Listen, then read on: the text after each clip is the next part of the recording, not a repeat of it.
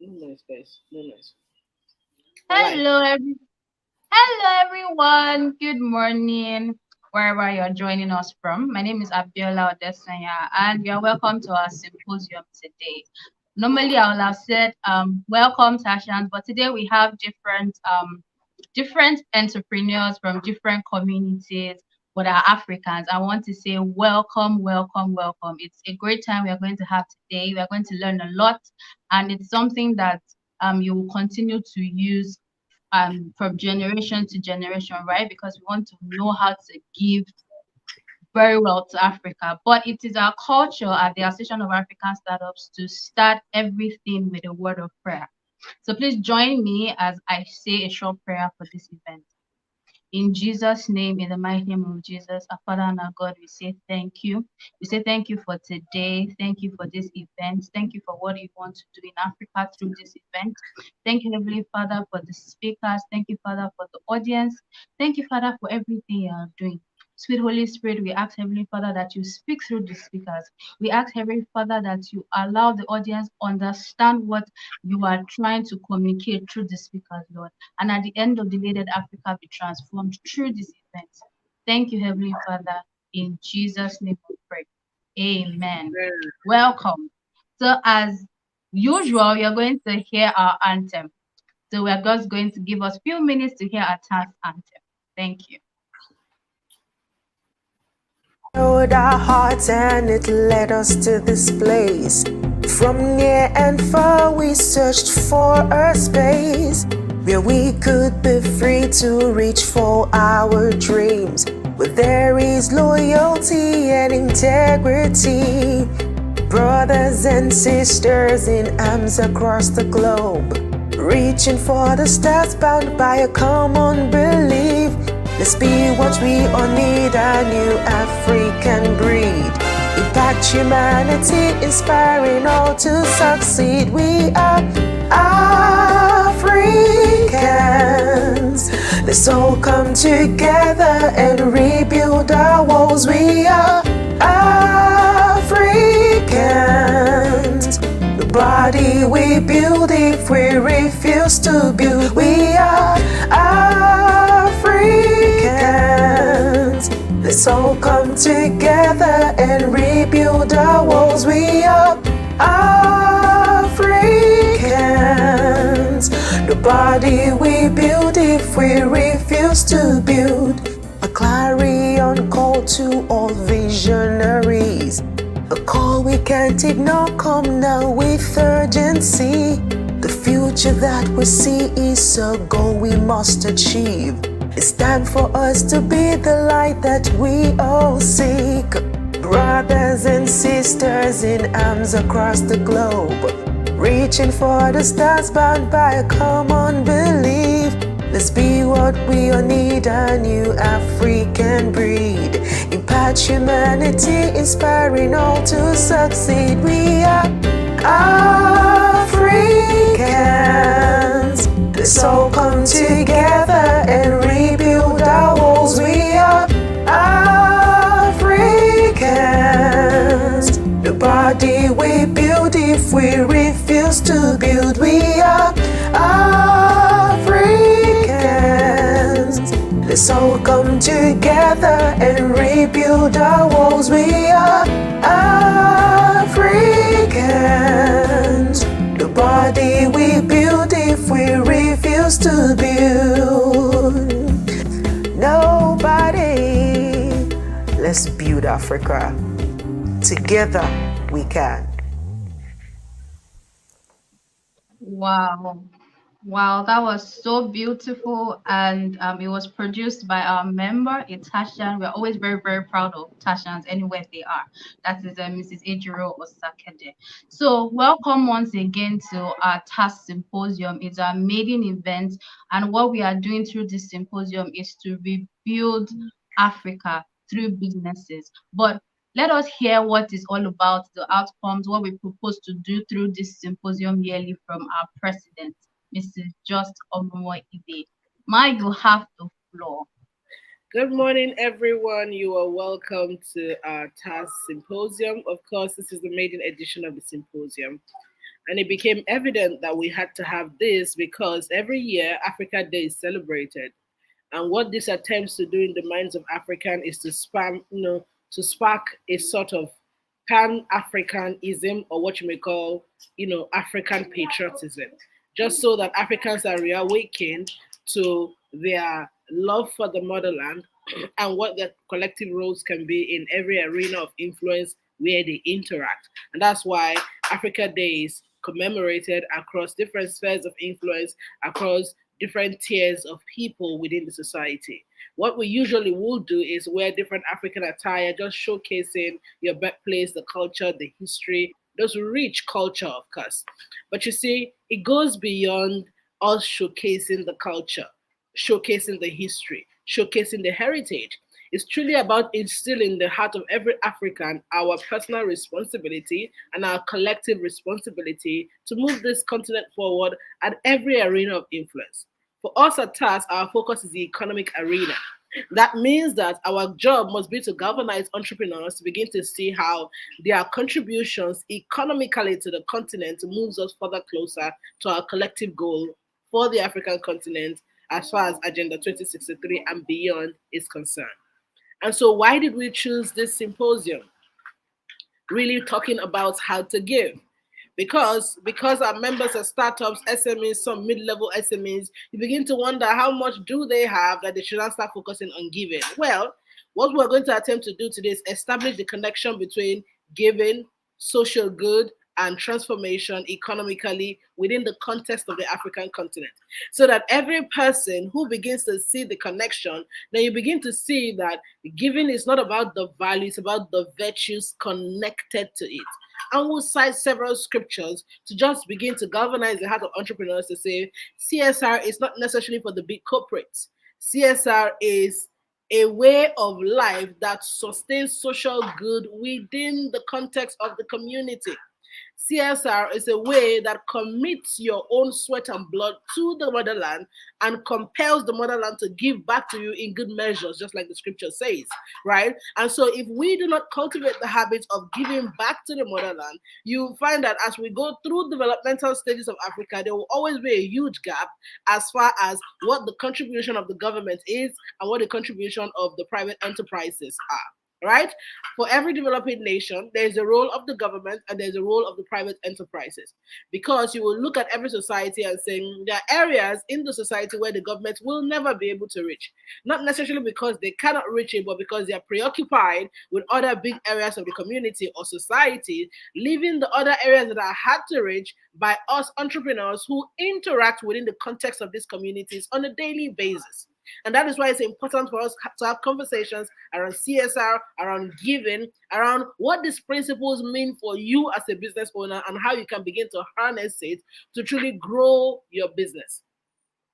The Holy Book says, give, it shall be given back to you, good measures, pressed down, shaking together, running over, shall men give unto you. You then begin to wonder, what does giving mean? How do I give as a business owner? And how does this guarantee the effectiveness, the growth, the productivity of my business every time I show up? That's what this symposium is going to cover. And you will find real-time examples of men and women who have done businesses within the climb of the African continent and have continued to give, continue to participate in CSR activities, continue to add their own quota to social good in this continent.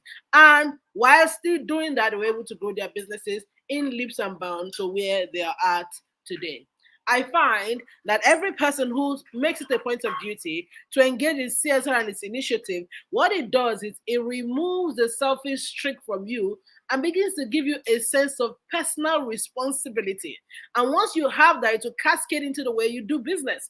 Because at that point, it moves from what I want to get to my customer to a level of personal responsibility towards the customers I've been sent to. Why? Because CSR is a predominant part of the business that you run.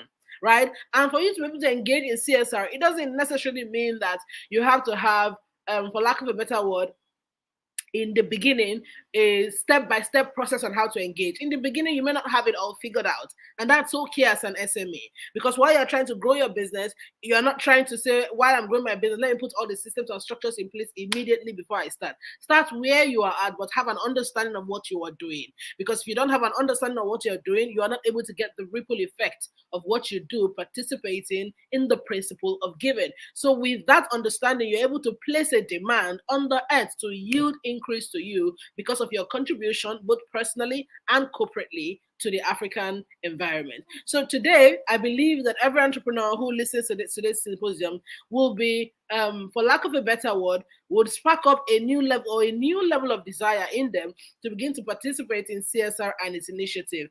And by that, it simply means participating in giving in whatever level you're able to start, back to the motherland, back to the community where you do business.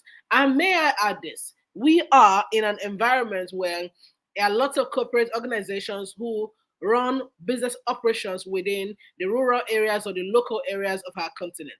And you will find that what happens in those areas is the quality of life continues to deplete because of the action or inaction of these foreign multinationals. And then we, as citizens of Africa, are constantly complaining about the state of degradation going on at these areas where we have mineral resources, where we have natural resources. If we as Africans find it almost like a difficult task, or find it something that is not honorable for businesses to operate in those environments and not figure out a systematic way to give back to that society to improve the standard of the society, it means that we at our own level must start doing something different. You are not going to wait until you become a multinational to have a system or a scheme of operation where the people within the community where you serve are benefiting socially from your business. Because until there is that interaction between social and economic good, we don't move further as a people. Remember, we're trying to raise entrepreneurs whose hearts are truly geared towards rebuilding the African economy. And those whose hearts are geared towards rebuilding the African economy are people who are very interested in social good, who are interested in giving back to their community. Until we hit that intersection, we just may be raising capitalists. We just may be raising capitalists. And with this symposium, I hope that you would have, a rethink, a change of mind to move from, just getting and earning and taking from the system and creating what you may call an economy of love that structurally gives back to the community or society, and then tie the giving to your own growth. God bless you as you go with us on this journey today. Wow, that was so beautiful, ma. One thing that struck out for me was, as government is giving, you also as a private citizen too, you have also your part to give. And if you are not giving, you are just going to be raising capitalists, and we don't want that. And so we are going to teach you how you can give and how it's going to be beneficial to you. We are not just telling you just to give, and then run dry. We're going to teach you how to give and how to grow in giving, and at the same time grow your businesses through that avenue. Thank you very much, Ma. So I want to introduce our first speaker, right? She's also our president, but permit me to read her bio today. She doesn't want us to read her bio, but I will say this. She's somebody that is interested in building Africa, so interested, so invested in building Africa. If you know her, you know her. And she's popularly called the African icon. She's going to be teaching us the principle of giving. So I hope you have your notepads and you're ready to learn, because it's going to be mind transforming. That's the right word I can use right now. So, Ma, please, you have the floor. Thank you very much once again. I'm just going to read this scripture and then we'll take our conversation from this scripture.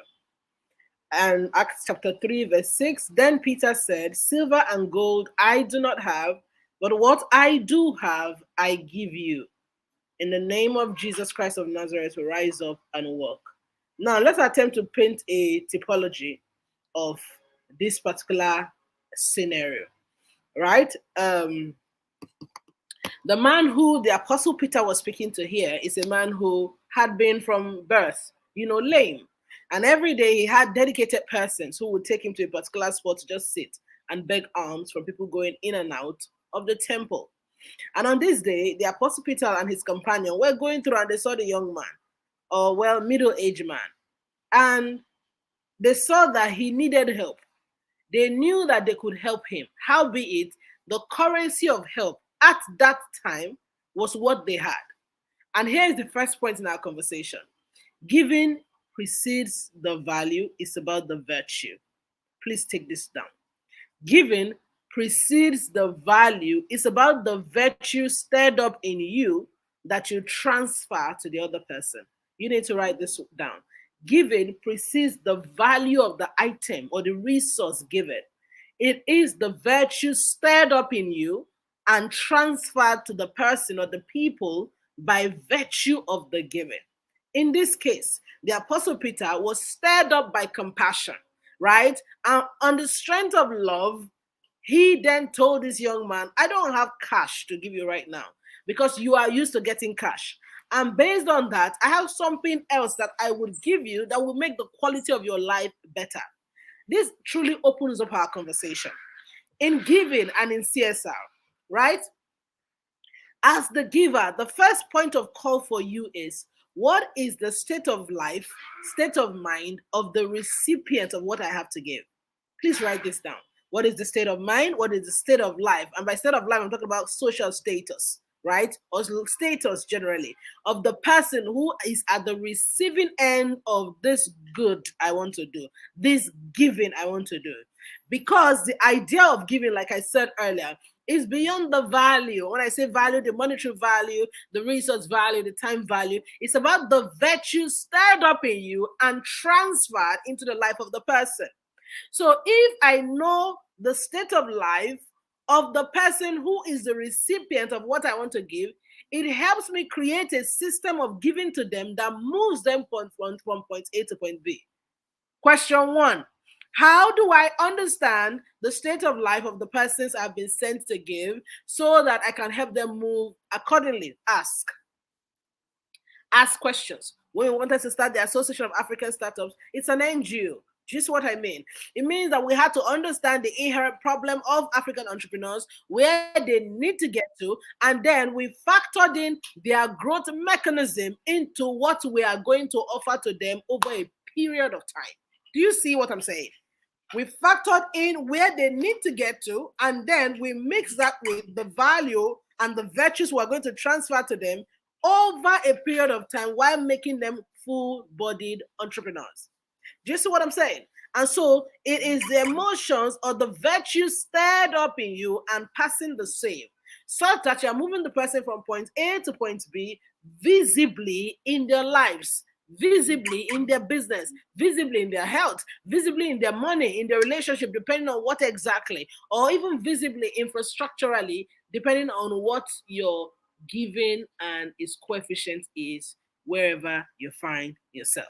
So, principle number 1, what is the state of life, the state of mind of the person who is the recipient of the social good, and how do you want to systemically move them from point A to point B over a period of time?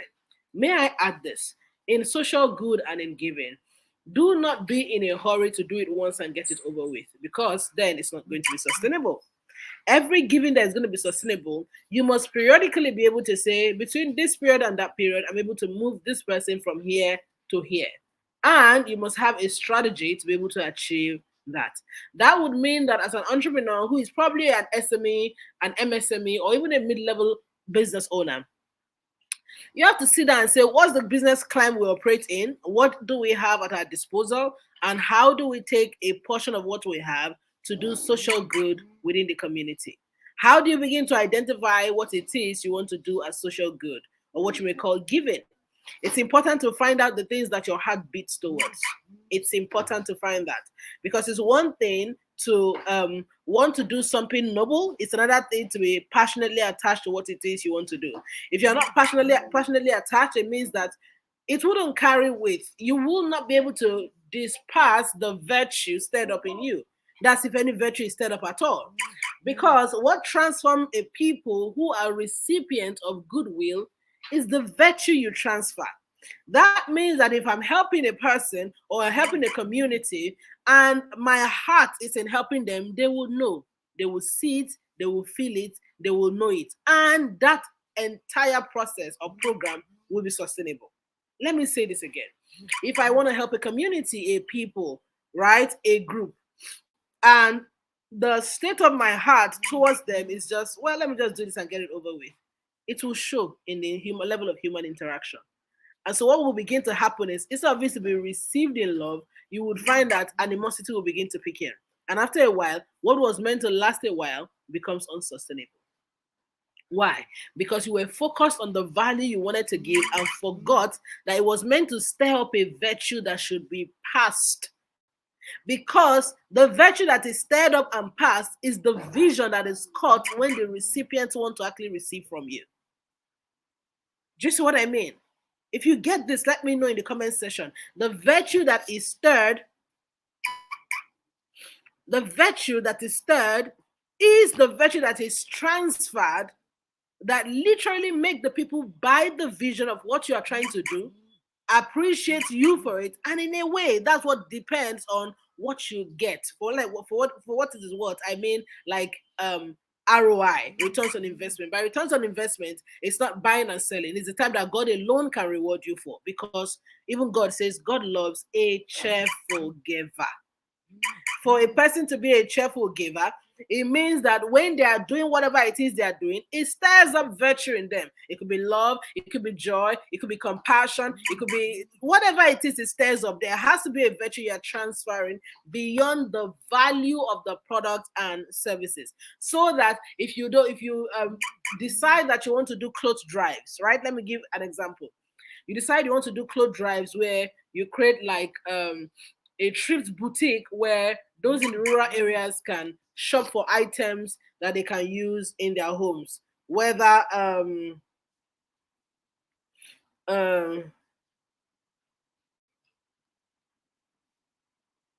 excuse me,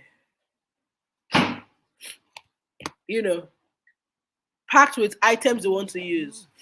And at this point, you keep it open in a way that when they come, they feel like they're insulted. They feel like they're not respected. They feel like this is almost like humiliating them because you want to give them. That was not a successful giving activity. Why? Because the virtue that was passed was negative.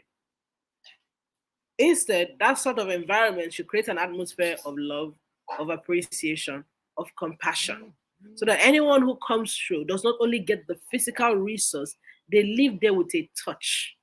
They live there with a virtue that moves from the giver to the receiver.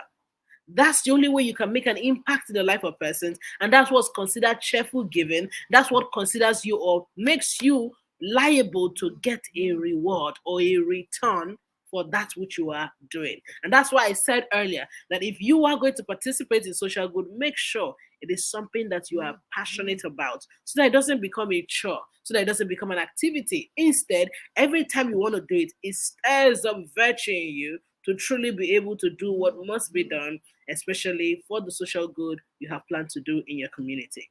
You then begin to ask yourself, why does this even matter? The scripture says that blessed are those who give and those who receive. Does it mean that it's wrong to receive? No. But you will find that every time you give, right, what you have done is increase your capacity to receive. Can I get a witness in the house? Every time you give, right, it may feel like virtue left you, but what you have done is you have increased your capacity to receive. Every single time you give, especially if it was for a good cause, and if it's from a cheerful heart, you increase your capacity to receive. Because what the scripture says, lengthen your stock, strengthen your stakes to make room for more, literally scatter, open up. Because if you don't open up, you are not able to get. A feast that is closed cannot receive. That means you must be open to be able to continue to receive non-stop. And that's why scriptures like this exist. Your gates will be continually open so that the wealth of the Gentiles will be brought to you. And by that, it means the wealth of the nations will be brought to you. That means everyone who is giving, what you are doing is priming your gates to be open so that the wealth of the nations will come to you. I dare say, in my findings, I have found that every time you consistently give, what you are doing is you are priming yourself to never go back, to never recline, to never decline as far as your financial status, because your life begins to get reprogrammed to the level of the giving that you give, and based on that, your finances must adjust to meet this new giving. So every time you refrain from giving, from helping, from engaging in CSR, you are restricting your business ability to grow. You are restricting your business ability to receive more. You are restricting your business ability to expand to the left, expand to the right, and get so much more. Because the world was designed in a way that it must be an ecosystem of give and take. Give and take. The capitalist system has designed a system whereby they are continuously taken. And they've attempted to, for lack of a better word, parade it as the standard. Why it may look like a shrewd business strategy to be capitalist, that's not how the world goes around. And that's why you find that the most successful men today across the globe are the biggest givers on earth. It's not just because they want to make a name for themselves. They understand the principle of giving. Give, it shall be given back to you, good measure, pressed down, shaking together. Because like I said earlier, the moment you give, you increase your capacity to receive. It's automatic. You expand. You expand. It's like when you grow, right? If I outgrow this dress, what happens? I will never be able to wear this dress again. I need to look for another dress that is bigger than this size to wear. That's what happens. As you give, you expand to the level of the giving that you have given, so that you are never able to go back to where you were before. What I find with a lot of people is they are scared to make that move. They are scared to take that risk because, well, they're like, what if I give and I don't have enough?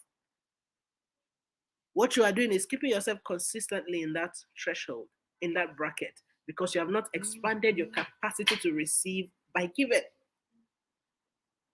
It's beyond a spiritual law. Yes, it's a spiritual law, but it's also a natural law. Because the earth abhors vacuums. Literally. The earth abhors vacuums. That means if something leaves you, the system with which the earth is created is that it will come back to you.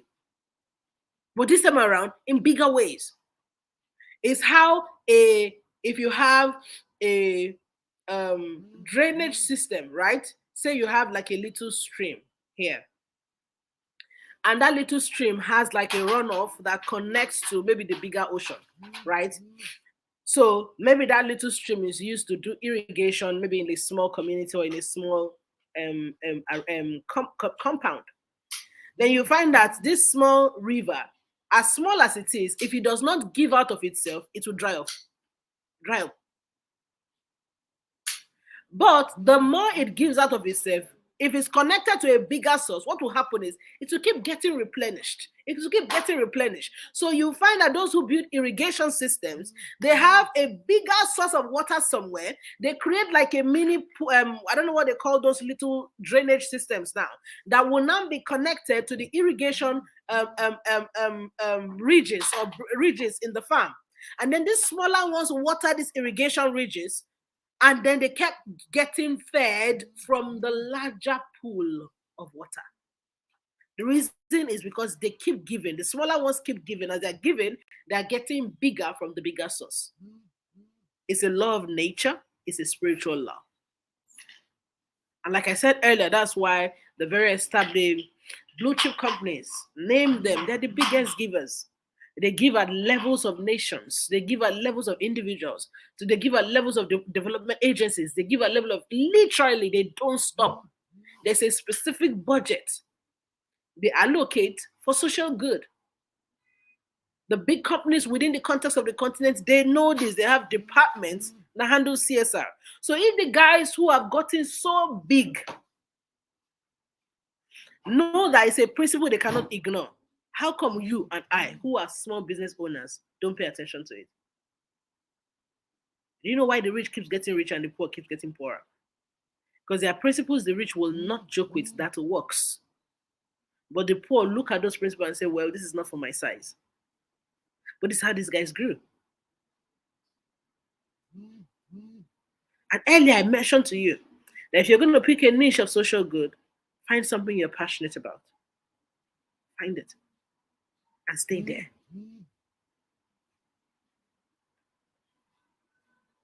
A few years ago, I learned that Dangote's CSR initiative is areas of natural disaster. Anywhere there's a natural disaster, is people go in there and give and support and build and help. So you see how he's built everything he's built, but a portion of what he gets goes back to giving. It's beyond your tax. It's beyond your VAT. It's beyond your government regulatory requirements. It's about social good, giving. Because that spiritual law, give, it shall be given unto you, nothing can change it. Yes, nothing.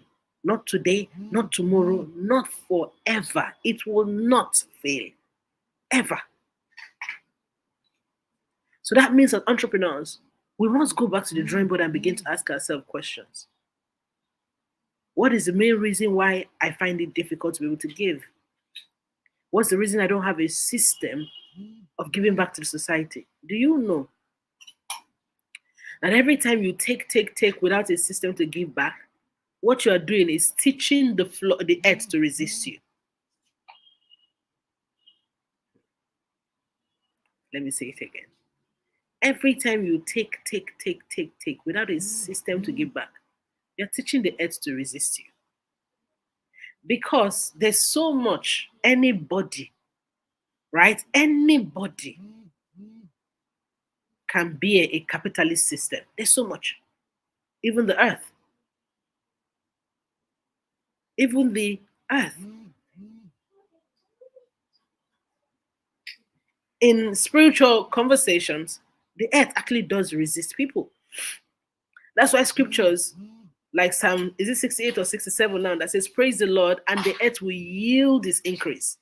That means the earth can decide to or not yield its increase. It's a law, whether you like it or not.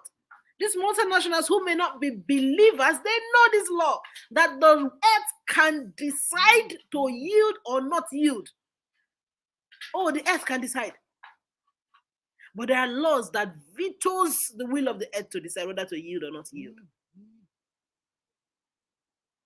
So if you have created a system of continuous taking, what you are teaching the earth to do is say, I'm tired of taking. I'm tired of being taken from.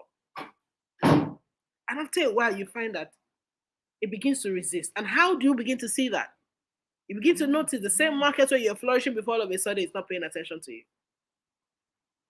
And you will see this in human interactions.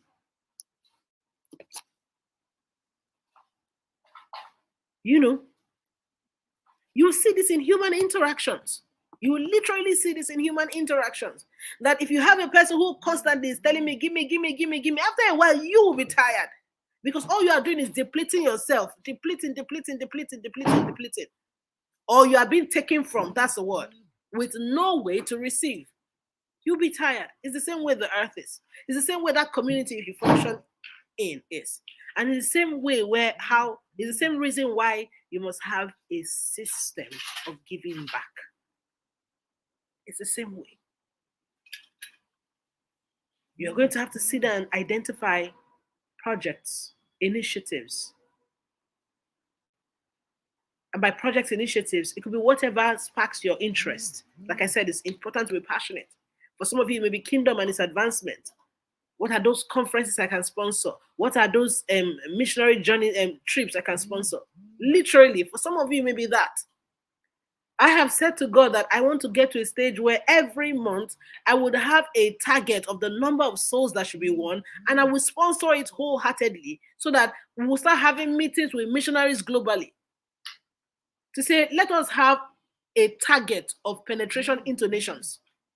And every month we'll come back and review our target. I want that to be one of my systems of giving back. That's one. Aside from the Rebuilding Africa movement, where we begin to build sustainable cities for this continent, village after village, so that we can improve the human capacity index of this nation, of this continent, I mean. There's so many things on my heart that I have decided Now, after it, we'll keep rolling them out step by step, bit by bit. I'm an SME like every other SME who is here.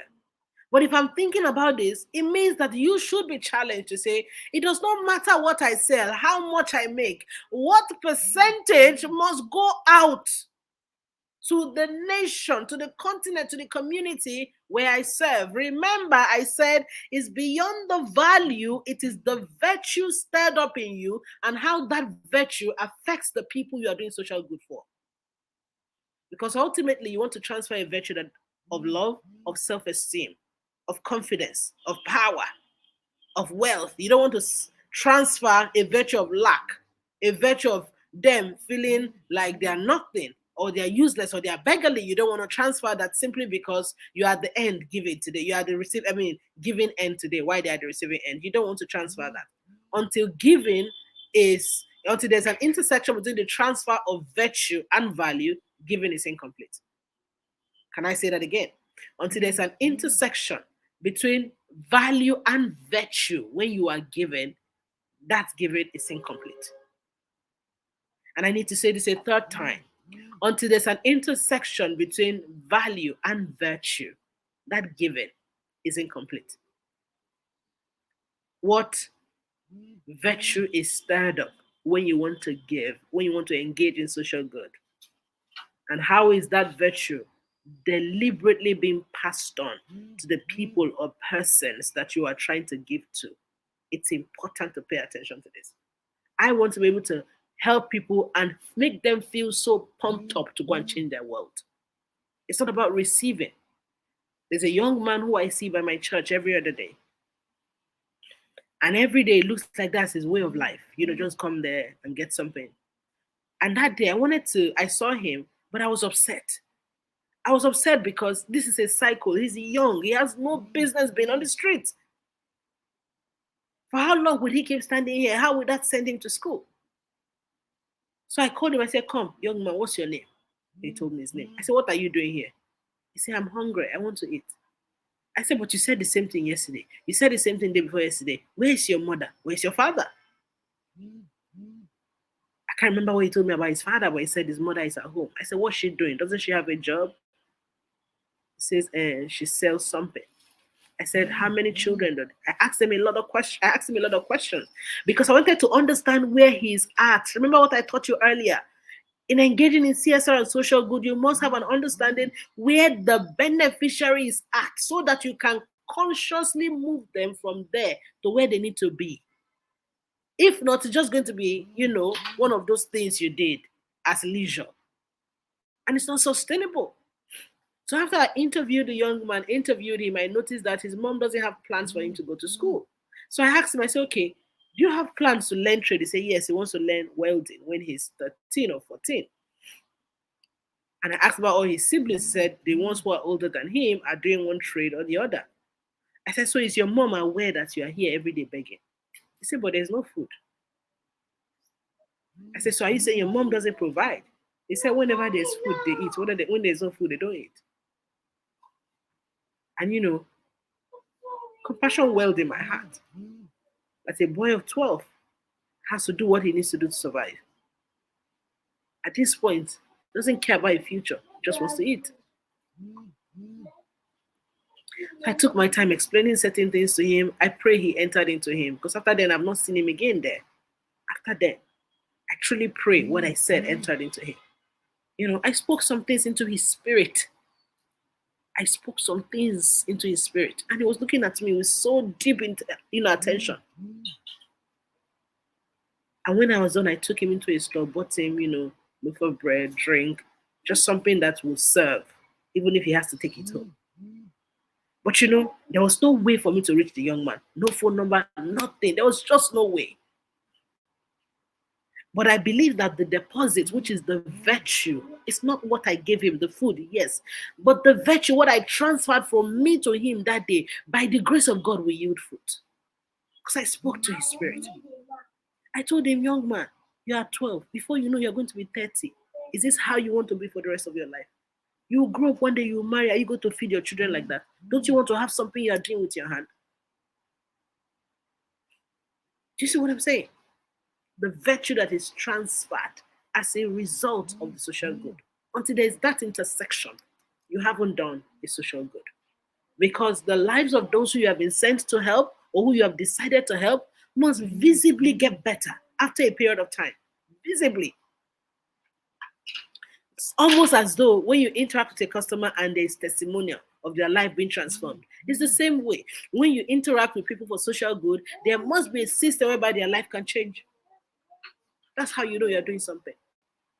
So I want to challenge you as an entrepreneur today to say, get out of that phase where it is I, me, my business, my finances, my spreadsheets, my profit and loss, my balance sheet. Get out of that place.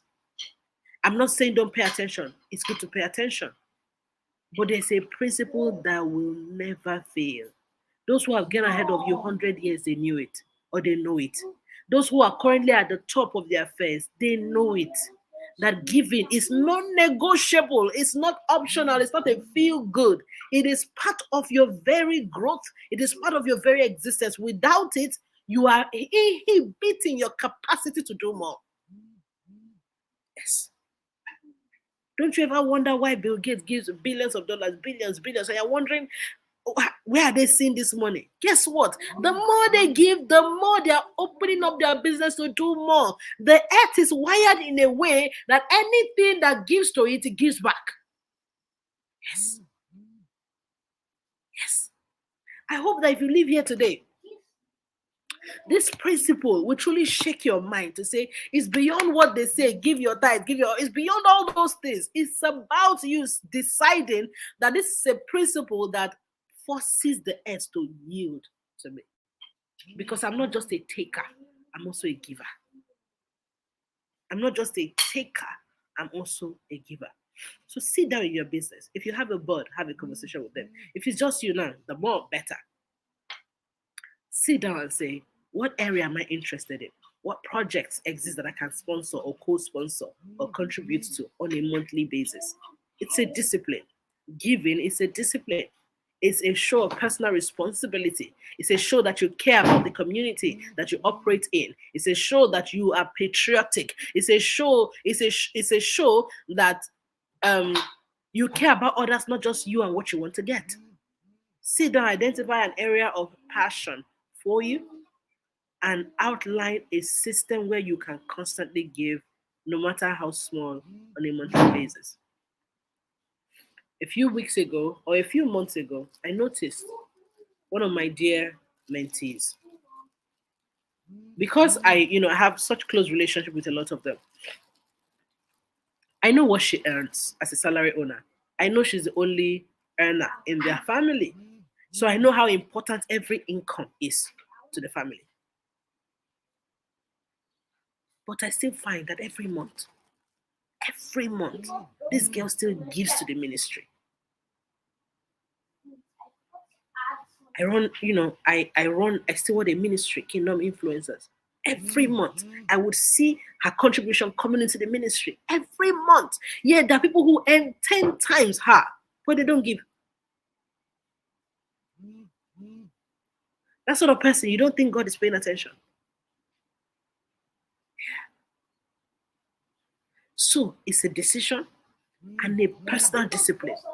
You have to sit down and find out which area you want to commit your giving back to and stay faithful to it. Start with little so that you don't want to commit yourself and after a while you feel like, this thing has to go.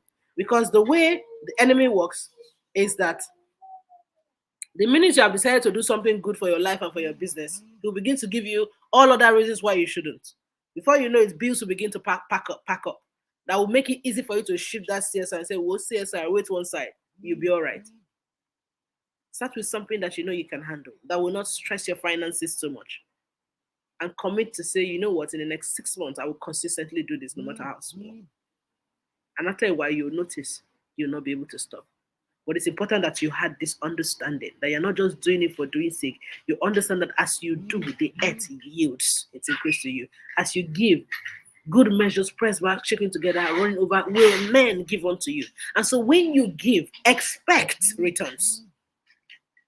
Yes, but not from the people, because it's one thing to say, I'm giving to this community, they will give me back. No, that's not how it works. Give and look up to God, who is a rewarder. He's the only one who will produce the giving back to you.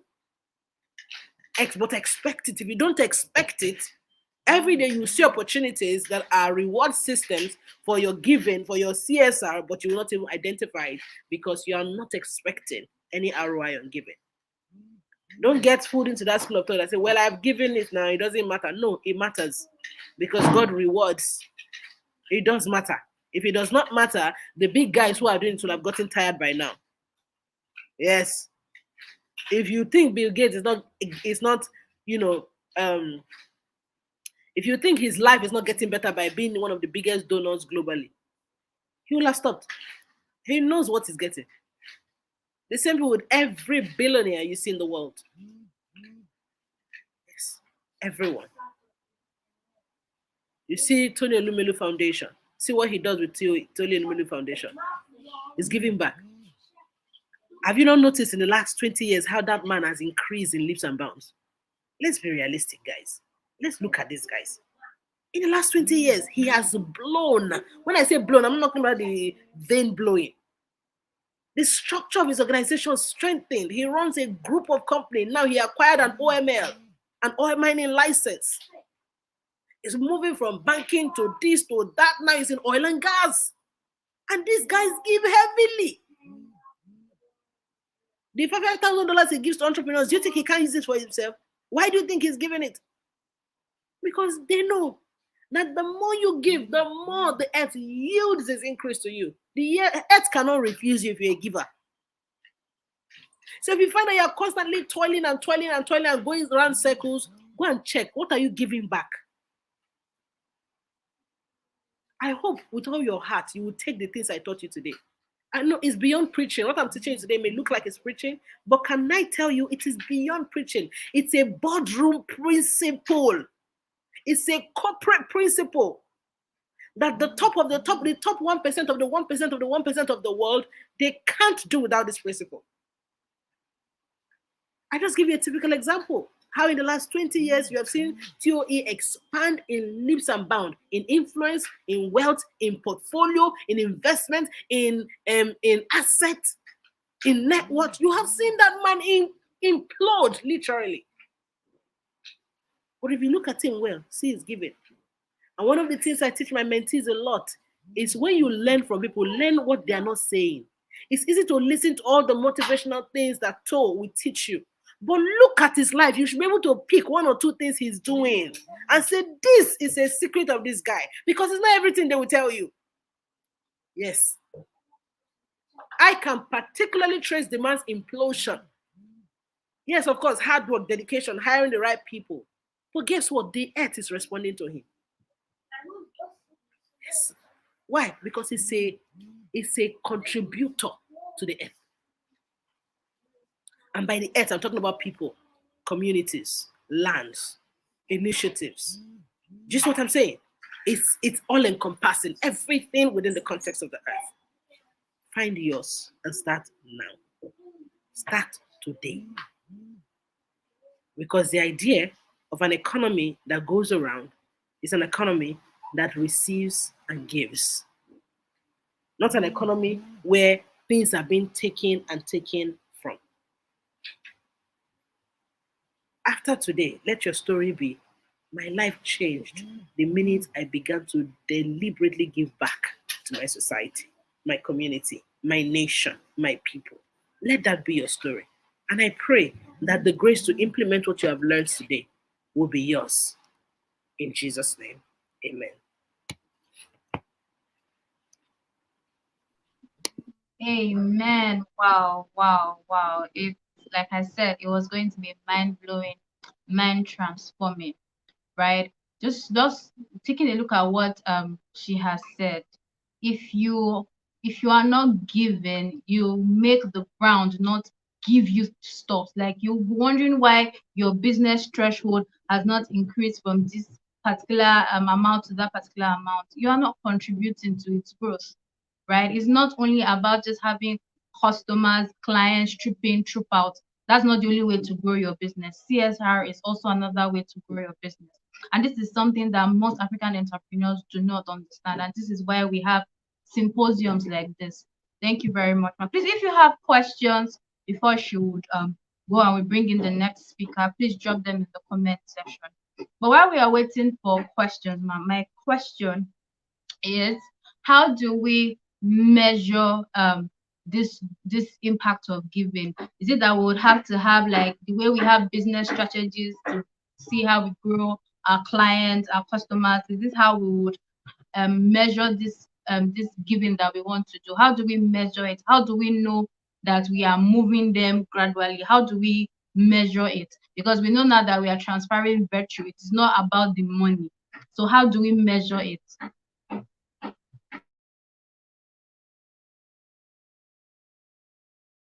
You are muted, please. The first thing, like I said earlier, is to first identify where the persons or the people you are trying to help, where they are at. That's the first thing. 1 minute, please. I'm trying to see if I can upload.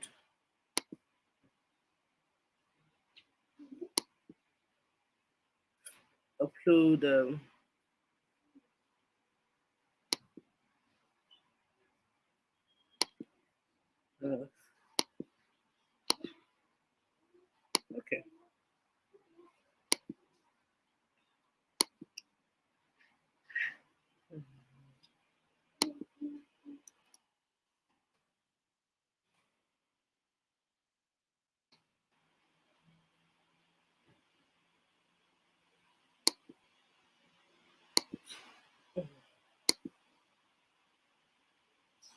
I'm trying to pull out that slide. Do you understand? Anyway, while I'm trying to do that, let me just go ahead with explaining what I'm explaining. The first thing to pay attention to is, where are the people you're trying to help? Where are they at? If you don't understand that, it will be difficult for you to even move them from point A to point B. Because every time somebody is desirous of your help, they have an idea. They have an idea what they are looking to get. And every time a person needs help, can I be honest, they don't care about what you want to give them. They care about what they want to get. Let me say that again. Every time a person needs help, right? Every time a person needs help, they don't care about what it is you want to give them. They care about what they want to get. I.e., the young man I was talking about who, at that point, all he needed was food. And rightly so, because he needed food. But the idea of moving a person is to say to them, right now, because of what you need, your vision is blurry. Your vision is clouded. Allow me take you from point A to point B in my own way. In my own way. So that means that you would attempt to, with discipline, carve the pathway upon which this person can truly be moved from point A to point B, because where they're at, they cannot see what it is you're trying to do with them, literally. So you have to create that level of discipline where you're like, I get what it is that you want, but because I'm the one in charge here, I'm going to have to decide how this entire giving partnership will work.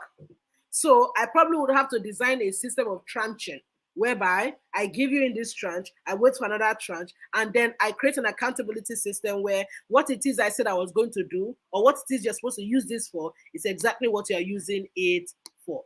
You create that system of accountability. But you don't just stop at that. After a while, you have to review to say, if every week I am giving this community clothes, right? When you come back into the community to check, do you look at them and they look like they are getting better with their lives? Right? Or you are giving, yet they still look like rags. So at that point, begin to ask yourself, why is it that what I'm giving is not reflecting in the transformation of these people? Then you now at that point determine, okay, perhaps it's their mindset. Maybe these guys don't even understand what it means to dress okay because they don't see the need.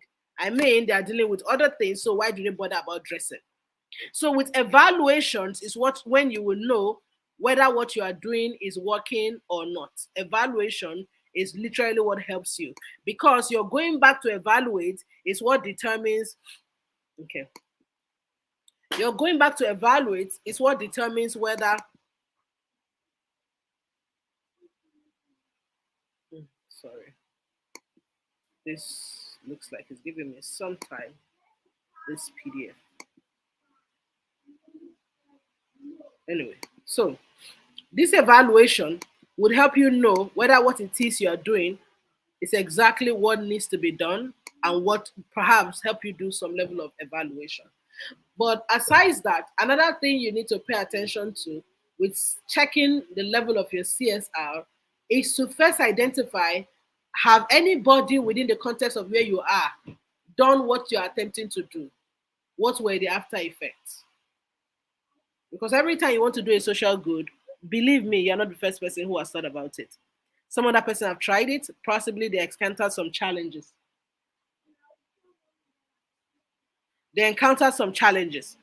Attempt to do a research and identify what challenges they encountered, so that you can truly, so that you can, through their challenges, learn from it and be able to do better with your own activity. With that level of research before doing it, it helps you truly do better. And in some other cases, you may not be able to monitor effectively. Let me give an example. Say you decide that you want to be helping or giving a donation to a particular ministry every month. How do you know whether they are using the funds that they are giving them judiciously or not? The only thing you will see as an indices is the ministry is growing, they are showing up every day, they are doing their crusades, they are doing their convention, right? So depending on the kind of CSR you are doing, you must get to a point where if it's the part where you have no control about, don't stress about it. Don't stress about it. But you should now keep your records to say every month I contribute XYZ, so that you can truly account for it as far as your books is concerned. Because giving does not mean that you should be irresponsible with your it doesn't mean you should be irresponsible with your for lack of a better word now, with your books, right? While you are giving, it's important to pay attention to exactly how this impact your books, and exactly how you'll be able to report this accurately in a way that anybody who is looking at your books understands that this person is doing social good, and they can account for it, and they can see how this is also growing their business. I hope that helps. This is giving me a tough time. Yes, ma, it did. Are there other questions? Do people have questions? Ask your question now. What issues do you have concerning giving? What part do you want her to clarify? What do you want to know more about? Right? Let me use the word, it's a free consultation. But while we're still giving few minutes on that, she said something about transactable value. On our YouTube channel, we have a short class on it, I think less than 30 minutes. So subscribe and check our playlist under business conversations. Our president really explained transactable value there, so you really understand what she's saying. And yes, do subscribe to our YouTube channel, because we also give you value like this, little short classes to help you grow and develop. So if there are no questions, I would have to release her. Right, she has a lot of things she's doing today. Thank you, Ma, for your time. God bless you. God bless you. Thank you so much for giving to the African economy, the African continent. Right. Thank you very much, Ma. Yes. And I'll be introducing our second speaker, right? And then one thing you need to know is, like our president has said, you need to identify who you should give, or what organizations you should give to, right? And this is your brand. This has to do with your brand identity. But is normally we are used to understanding brand identity and positioning it for our customers, our clients, and the rest. But now we are going to learn brand identity for CSR. And there's no other person that's going to come and teach this class than our wonderful speaker. She's a great woman, very great, a genius, a giant, and she's also a Tasha. Right? Her name is Mrs. Francesca Chima, and I'm just going to quickly read her bio before we invite her in. Francisca Chima is a minister of God sent to break the psychological strains of unscriptural norms in individuals limiting them from being fully expressions of God to birth a pristine state for heaven's agenda. She co-creates with Elion to guide these pristine minds to identify their inherent gifts, just as Elion intended. Lead them through the process of divine transformation from inside out. Usher them into a world where impossibilities do not exist, while equipping them with skills to monetize their gifts, using powerful online branding tools to position them for global dominion. Francisca is the CEO of Dinaka's Place, a brand divinely structured to recreate heaven on earth through its various avenues of expression. She has a BSc in marketing, purchasing, and supply, a master's degree in industrial relations and personal management, an associate of National Institute of Marketing of Nigeria, with several certifications on customer service, personal development, life coaching, planning, safety, and a digital marketing certification. As a business consultant and Heaven's affiliate and information marketer, she takes you through a journey with lay down principles and strategies to discover God's truest identity for his creations. And she's going to be teaching you understanding your brand's identity. Remember, understanding your brand's identity in relation to CSR. Ma, you are welcome on stage.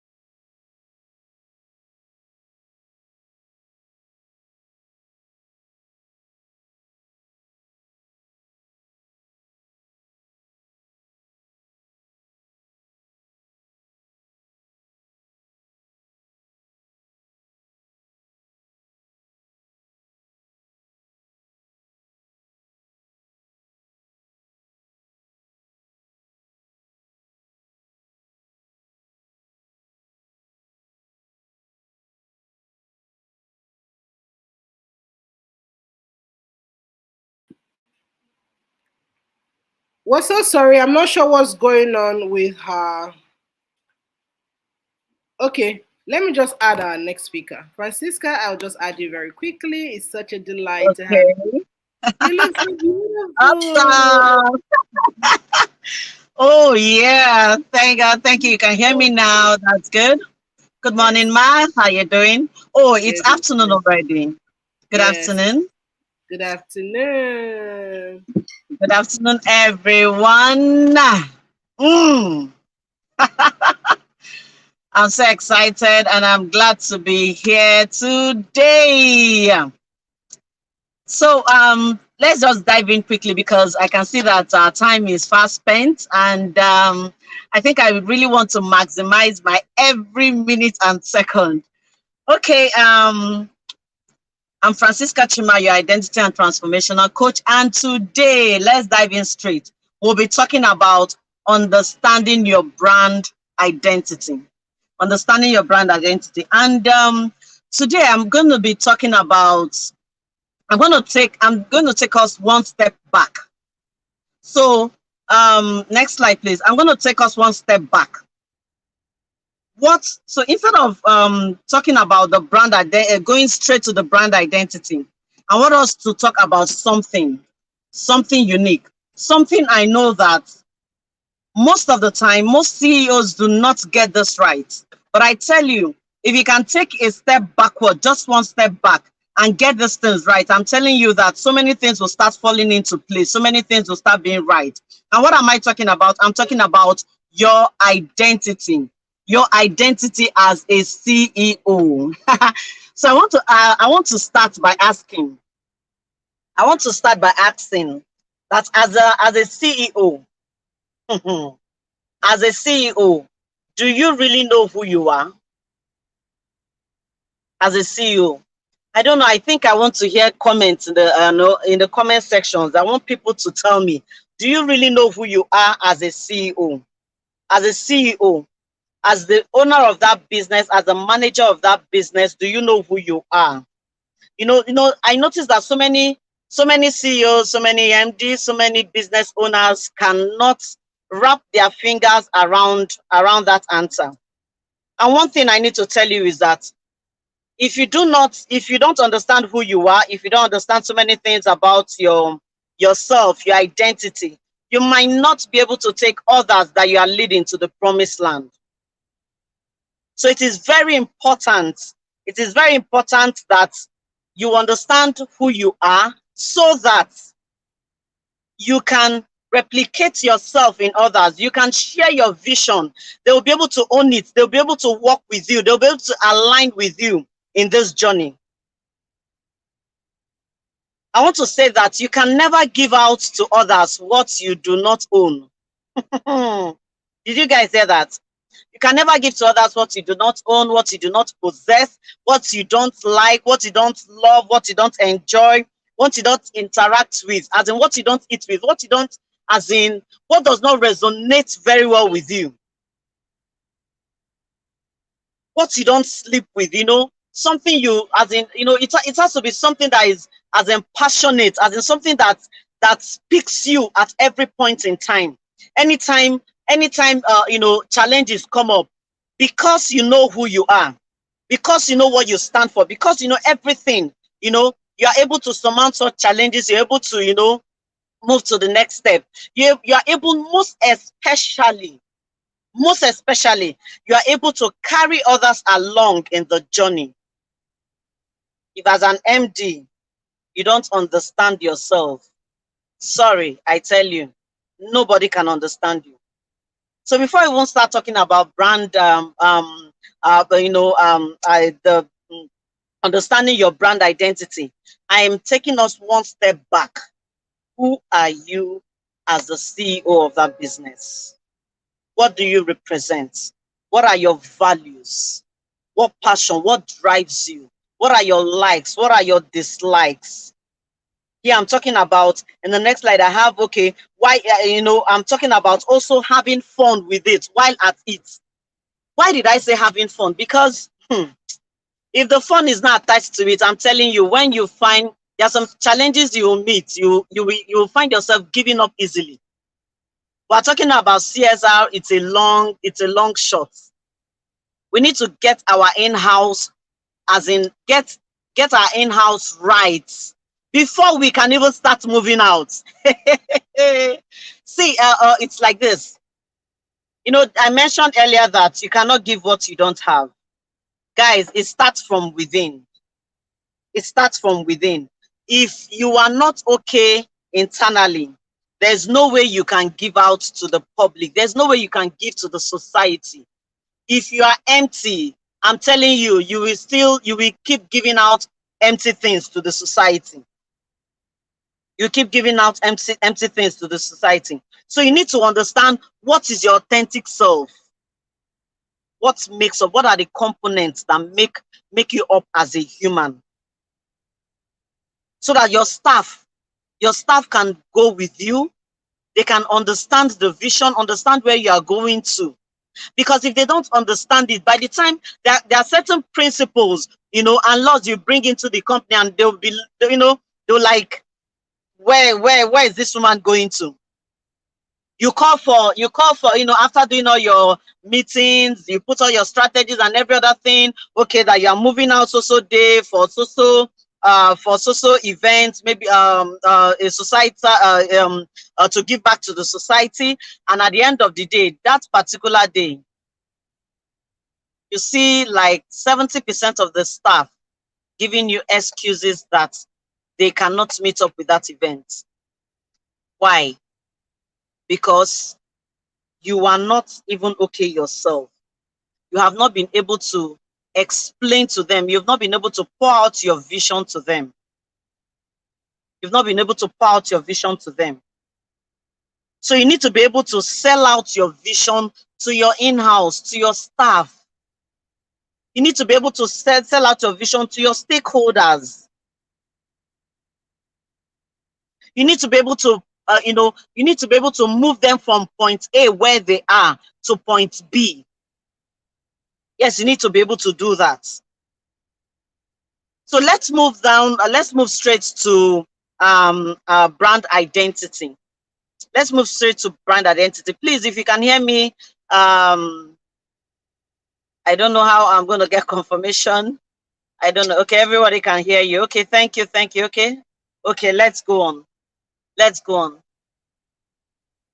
Can I still have my slides on?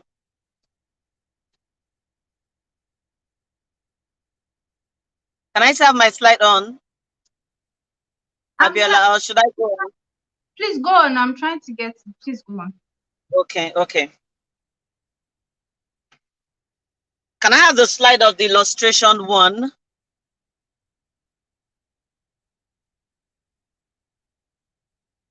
Please, if you could please go on. I'm having issues at the back end trying to project Okay. it. But please, I'll try and get We can go back to that. Okay, fine.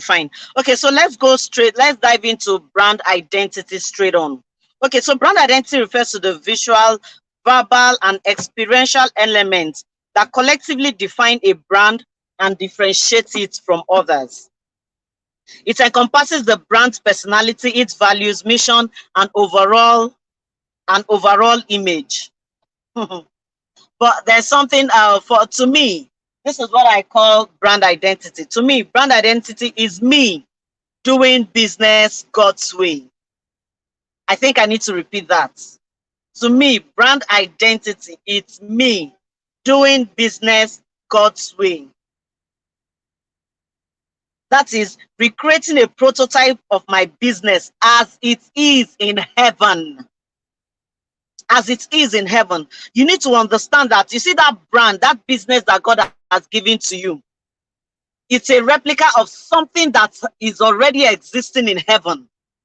God is just bringing it down for us to use, to use here on earth. It's already existing in heaven. So you should, at every point in time, you should be able to tell yourself, okay, what does God actually have in mind? What's the name of your business? Okay, let's say Shores and Simple. So let's use Shores and Simple as an example. They are into clothing. So, okay, when God gave you that dream, you need to sit and ask God, what do you have in mind regarding this business? What is the differentiating factor? What's going to separate me from the crowd out of every other brand, out of every other clothing brand that exists already? What is that thing that you have used, you've used in separating me and making me different from every other clothing brand? We need to also understand that your business is just another expression of God here on earth, or another outstretched arm of God reaching out to his people. Did you all hear that? Another outstretched arm reaching out to his people. I'm telling you, by the time you have this in your subconscious mind, there are so many things you will not do as an MDCO. The way you treat people, everything will replicate God. You want to speak God's language. You want to understand God perfectly. You want to understand your mission, your vision, and you want to, sell the same thing to people that are working with you. You want to find a way to make sure that every other person benefits completely from this. Okay, so let's look at a few of the aspects to consider if you want to understand your brand's identity. So the first one is define your brand's purpose. Why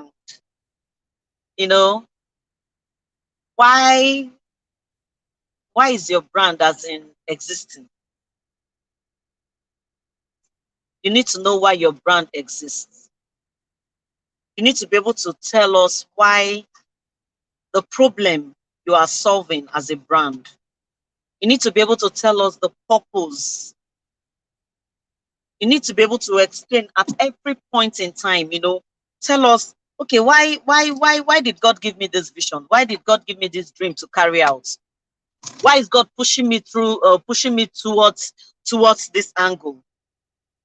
You should be able to say that. You should be able to tell us at every point in time, what is the solution that you are providing, your brand? What is the solution that is bringing on the table? If you cannot explain these things, then there's a problem with your brand identity.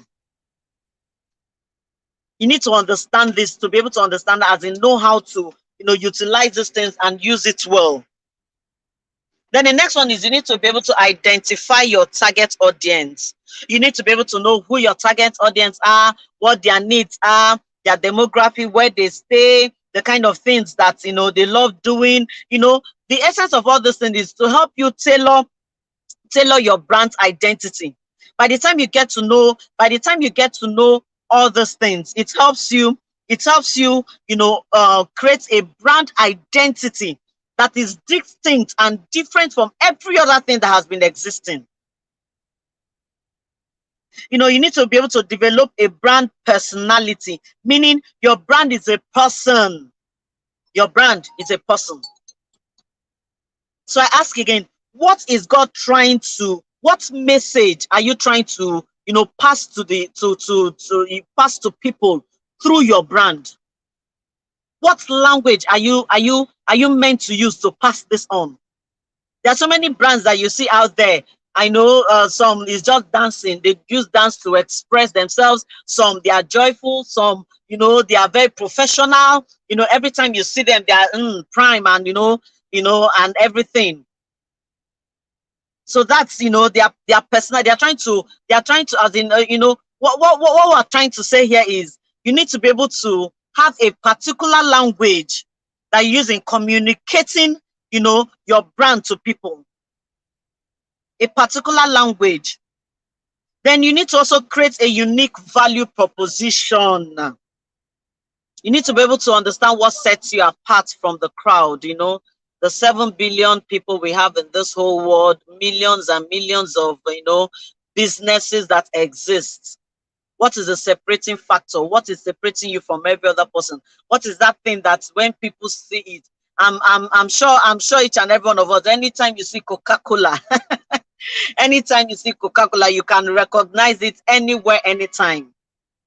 Anywhere, anytime. The way they, their differentiating factor, the way they try to, they speak to your desires. You see them, when, okay, like a typical, one of their adverts, you see somebody drinking Coca-Cola and, oh, you see the person's, you see the person gulping the Coke and, oh God, the way the Coke is frozen and, everything is just going. And, anytime you are thirsty, what do you think of? Unconsciously, you are thinking of Coca-Cola. Unconsciously, you are thinking of Coca-Cola. So you also need to understand your brand.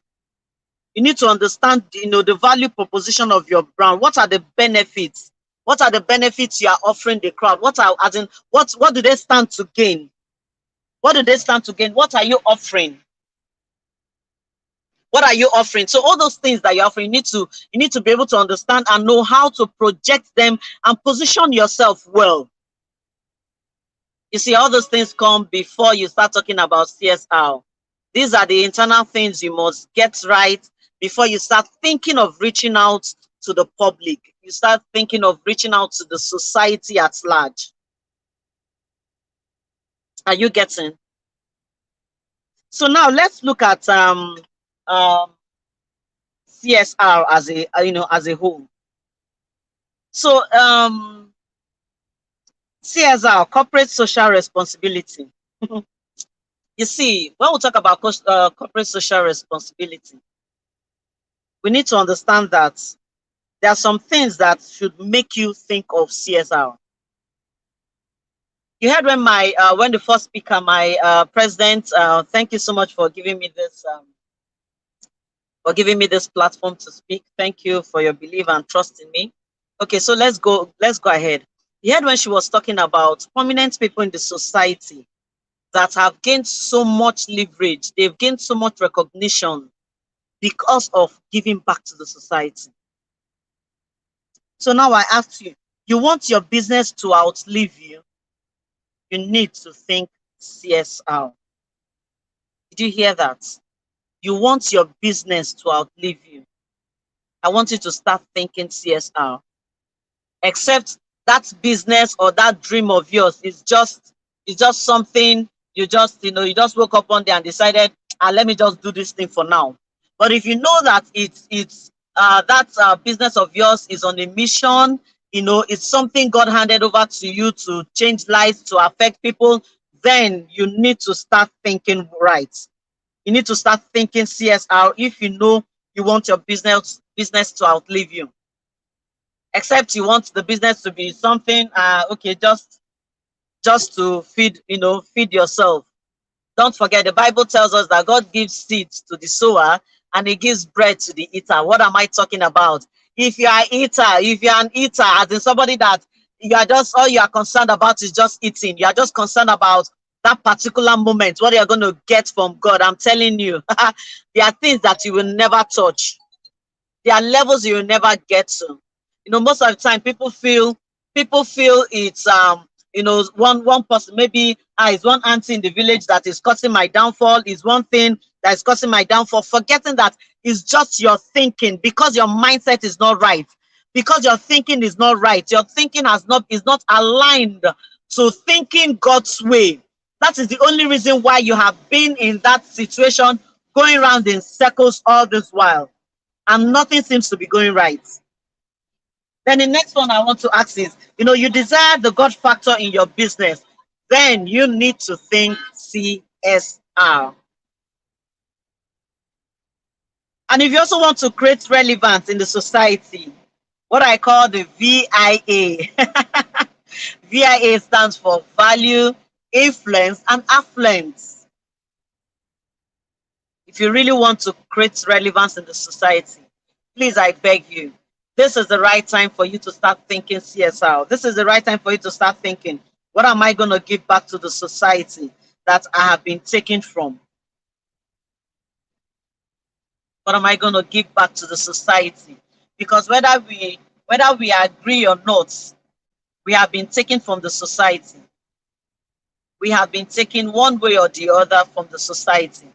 And I feel and I believe that with this training, it's time for everybody to have a retrospect. Everybody should go back to their drawing table and ask themselves, go back to your drawing table and ask, what am I going to give back to this society that has been given to me? All those years, my growing up stage up to now, the society has been given to us. So now that I'm a business owner, what can I give back to society for giving to me all these years? For giving to me all these years. CSR, I say, is a game changer for every brand. In this space, when you start getting involved in CSR, what happens is that kings comes to your light, because the light you carry is uniquely different and outshines their own. Did you guys hear that? The light you carry is different and it outshines their own. My coach mentioned Tony Elumelu, that if you see his growth in 20 years, you will wonder, how did this man get here? I'm telling you guys, let me tell you how he got there. He kept giving back to the society, even when he was small. Did you guys hear that? Even when he was small, he kept giving back to the society. So there is no excuse, anybody. As long as you are in this, as in you are listening to this, there is no excuse. There is no excuse. Whichever level that you are in, you should be able to give back to the society. Whichever level that you find yourself in, you should be able to give back to the society. You should be able to give back to the society. Then there's also something that happens in this space, God's shadow comes over to overshadow your business here totally. Did you guys hear that? So when I see the likes of Dangote and the way they give back to the society, you will ask yourself, what are these men doing that is differentiating them? What are these men doing? You see them give to charity with abandon. You see them give back to society a larger percent, and they keep the smaller percent. But you see, that smaller percent that you think as in that they are keeping, it's larger than The whole, as in billions of people put together, what they are making. I think it's time for each and every one of us to start looking deep and start searching inwards.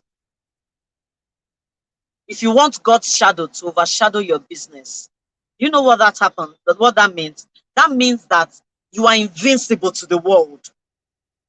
You know that as a business, there are some mistakes you can make. But because of God's shadow overshadowing your business, that mistake will be turned to an opportunity that as in when somebody another person makes that mistake, it drowns that person completely. But because you have the Zoe factor on you, you have the God factor on your business, because what? You are looking after his people. You are taking care of his people. You are going the extra mile. You are taking from the little that you have to do something for his people. What happens? God takes care of you and sorts things for you. God handles things for you. So let's look at CSR as a tool to immortalize your business. CSR stands for, okay, they said it's a concept that refers to a company's initiatives and efforts to integrate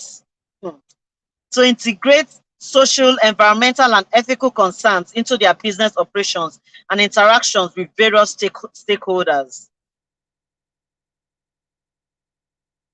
CSR, it goes beyond a company's primary goal of making profit and involves taking responsibility for the impact it's actually having on society and the environment.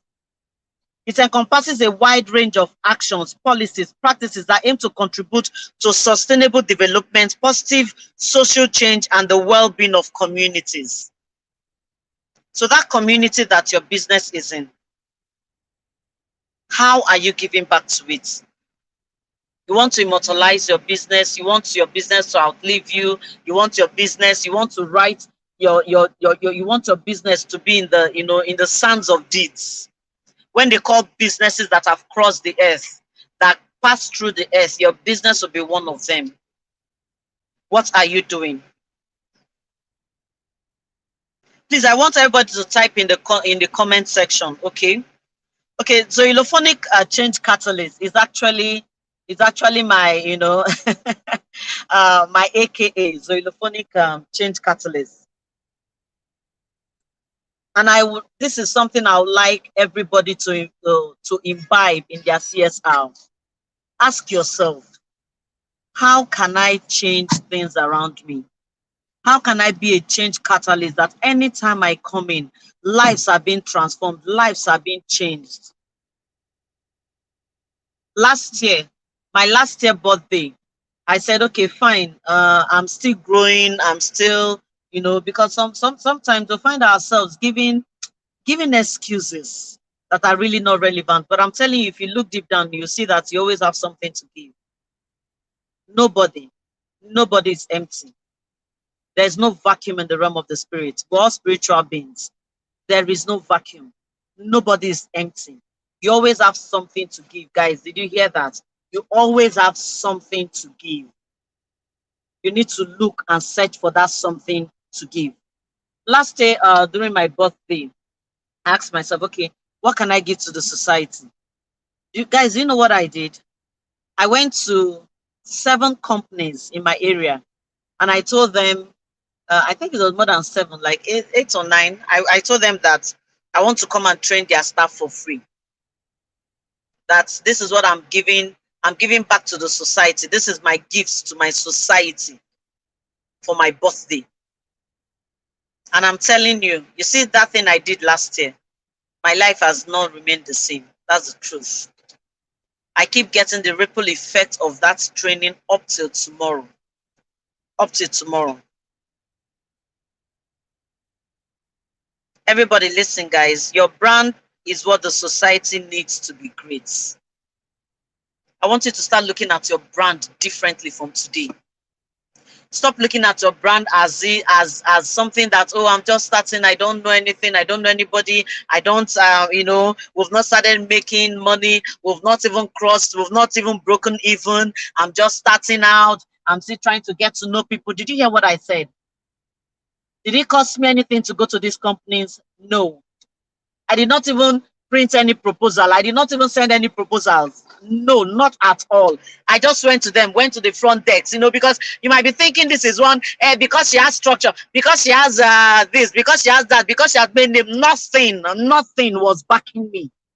I did not even tell them, go to this website to find me, go to this place to find me. No, guys, I did not do that. I just told them I want to train, and okay, I need to understand where you need your strengths, your weaknesses. I was able to speak to one or two of the staff. Tell me your strengths or weaknesses, and where you feel you need you need help, and that was it. Please, everybody, write in the comment section. Say my brand is what the society needs to be great. You need to be able to. People talk about public speaking, but this is something that has really helped me in the past. Private speaking is a whole lot. I speak to myself privately. I encourage myself.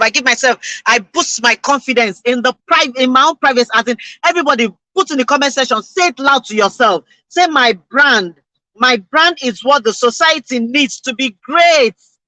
By the time you start speaking it, what happens is that the universe just automatically aligns and starts bringing opportunities your way, because you have reiterated it. Whatever you focus on expands. So as you keep saying it, what happens is that opportunities will start presenting itself for you to be able to live out that, that's a statement, for you to live it out. Then the next thing you say, I'm rising to lift others, because together we rise higher. Did you hear that? Together we rise higher. Each and every one of us. Don't see your neighbor, your other person, whenever, there are some people that when they see some companies doing well, they jeer at them. I'm telling you, the more you do that, the more that jeer is coming back to you, because you're affecting your own company yourself. Please, guys, I need us to start thinking of doing business God's way.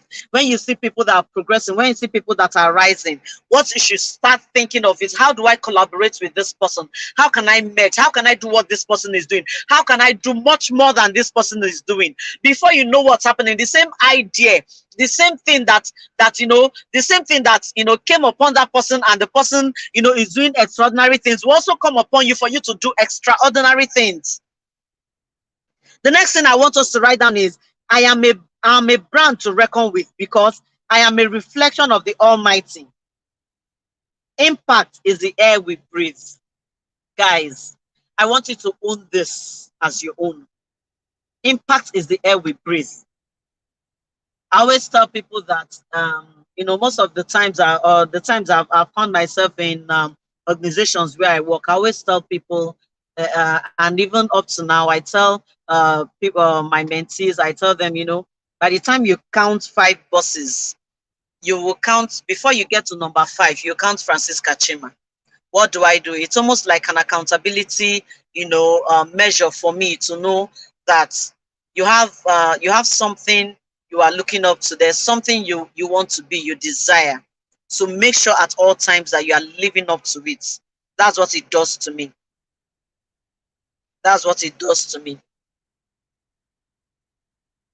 So everybody, right? Say, I am. Impact is the air I breathe. Say it. Call your business name. Dinaka's Place. Impact is the air we breathe. Then we all have to give back to society if we all want to see the change we so desire. Did you all hear that? Please, I think it's high time we'll stop calling the government, stop calling this person, that person, doing this, doing that, and start looking inwards. If we desire change, then we need to be ready to give that change. Sometimes I hear comments like, okay, it's not, I have nothing yet. How can I give back to the society? I'm just growing. I'm just a new business. I don't have anything. I don't have anything to give. I'm telling you, learn to give your own quarter. That is enough. You heard what I said I did my last year birthday. I went to give free trainings and I've not recovered from that free trainings. Keep giving. As you are giving, you are opening up yourself to receive more. Did you guys hear that? The more you give, the more you open up yourself to receive more. The more you open up yourself to receive more. Okay, so here are a few steps to help us identify kingdom projects aligned, aligned with our business social responsibilities.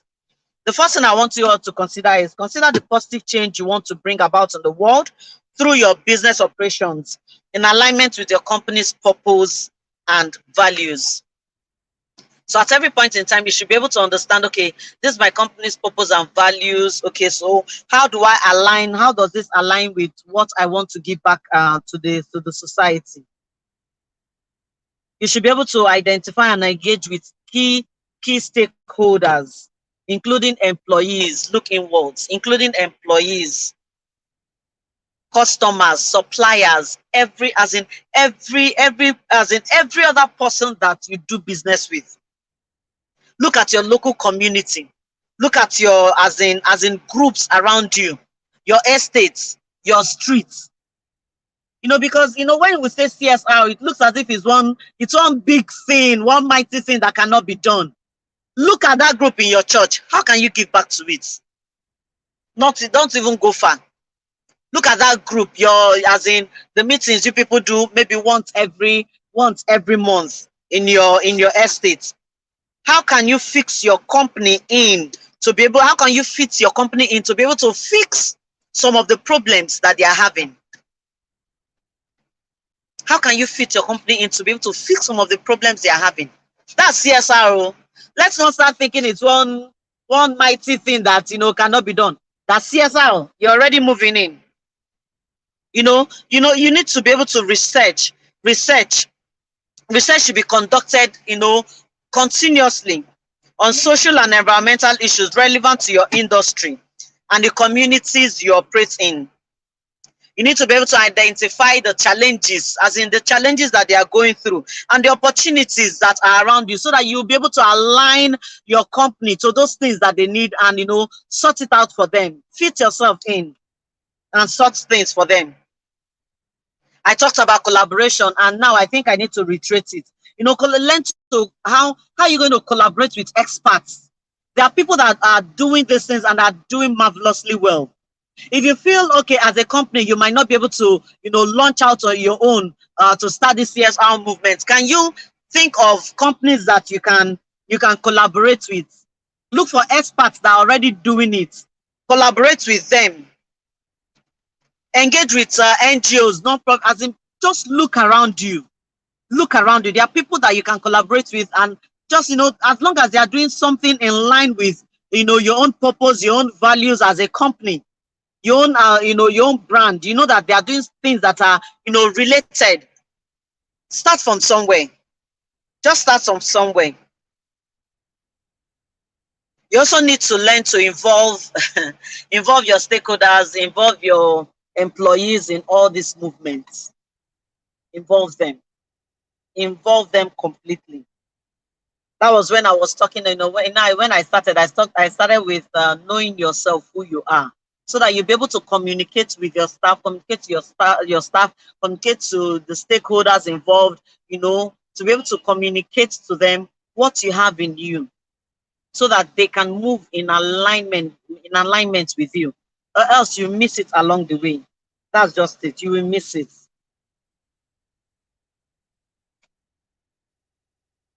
You will miss it along the way. Okay, the specific CSR initiatives undertaken by a company. It varies depending on its size, the industry, the geographical location. Me, I told you, okay, like what I did last year, that I told you I went to 7 companies. In your area, it might not even be companies. It might be something else. Okay, let me share an idea that I started working on because of this course. I started thinking, is there a way that I can create signature courses that I will call all these agboros? Are you guys listening to me? While I was doing this course, I started developing this, the idea just hit me in my head. I was like, wow, wow, wow. And I'm sure there might be 1,001 people or 1 million people doing this already, but I do not know about them. But after this now, I need to go and start, doing my research, do my proper research to find out what are these people doing? How have they been able to, execute this project and give back to the society well? Imagine if in my area, I'm able to take up 5 agboros off the streets. Guys, just sit and imagine it. Imagine you as a company, you're able to take off 1 agboro from the streets and give him something to do.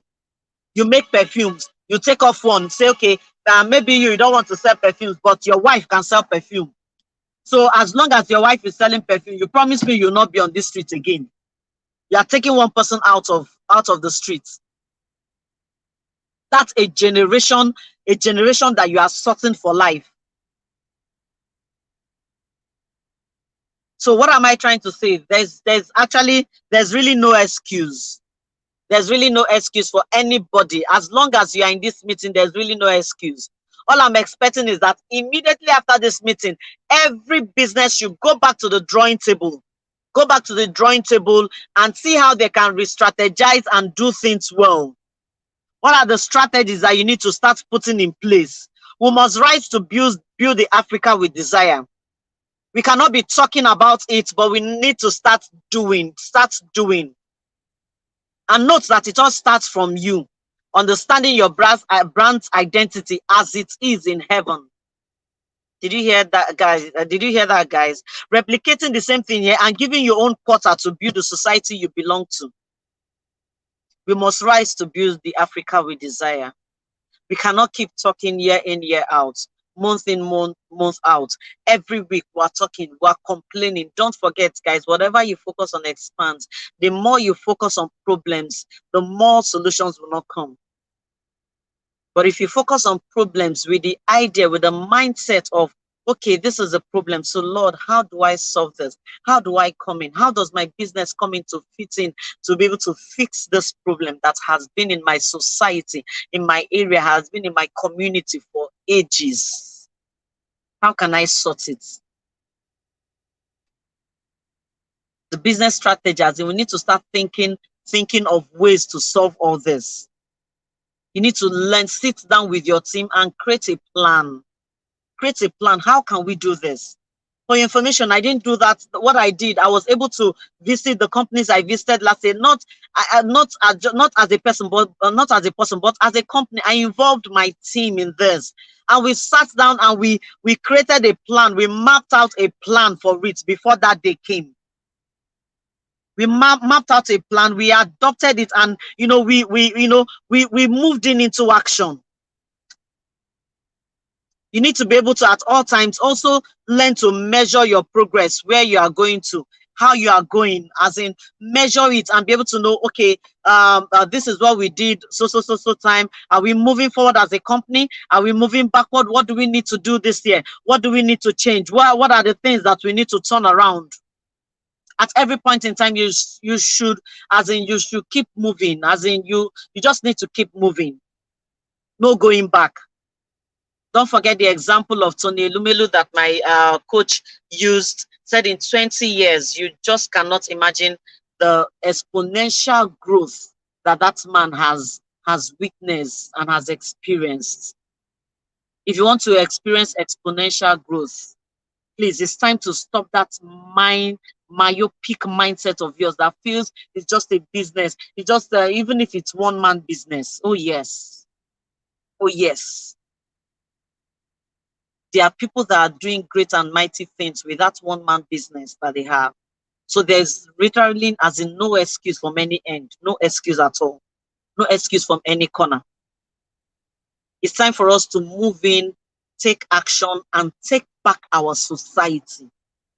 Imagine if each and every one of us, we decide that before the end of 2023, that I'm going to reach out to so, I'm going to do this, I'm going to do that. Create as in an objective, use smart objective, create an objective that your company will run with. That before the end of 2023, people will come, and as in people want to reckon with your company, because there's no way your company will not grow. There's no way people, as in people you have given back to, will not appreciate you. There's no way your company will not grow. I think I've said so much, so much, and that's coming to an end of my presentation. Thank you so much. Thank you. I hope I did not overshoot my time. No, no, Thank no, you. no. No, you didn't. Thank you so much, ma. And there is one question here from Glomba Best Properties. I'm so sorry if I didn't pronounce the name of your business right. Her question was, how do you give someone that you feel has everything? That's the question I can see here. How do you give somebody that you feel has everything? Okay, let's I want to ask the person a question. Is there anybody that has everything? Nobody.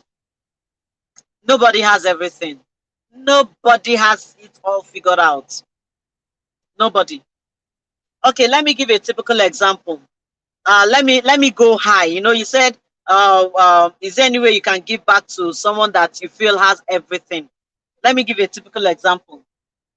My pastor said that there was a prominent person in the society. He has been chasing this man for years.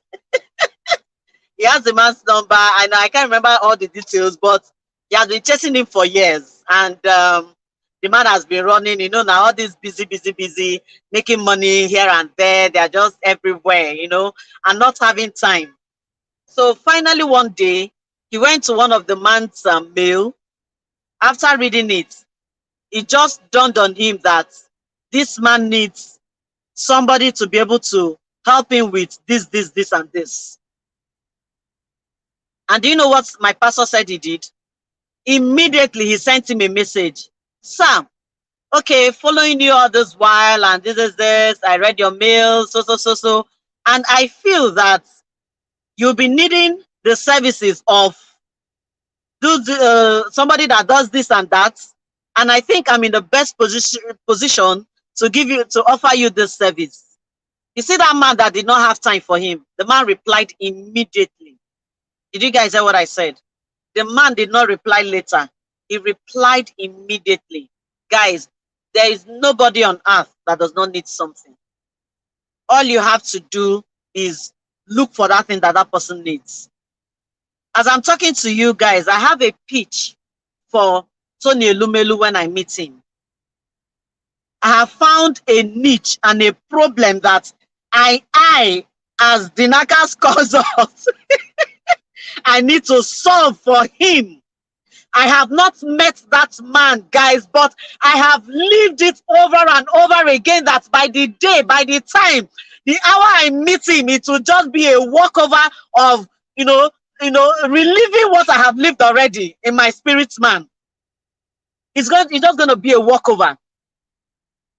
If the likes of Tony Elumelu has a niche, as in something that I have discovered that by the time I give to this man, he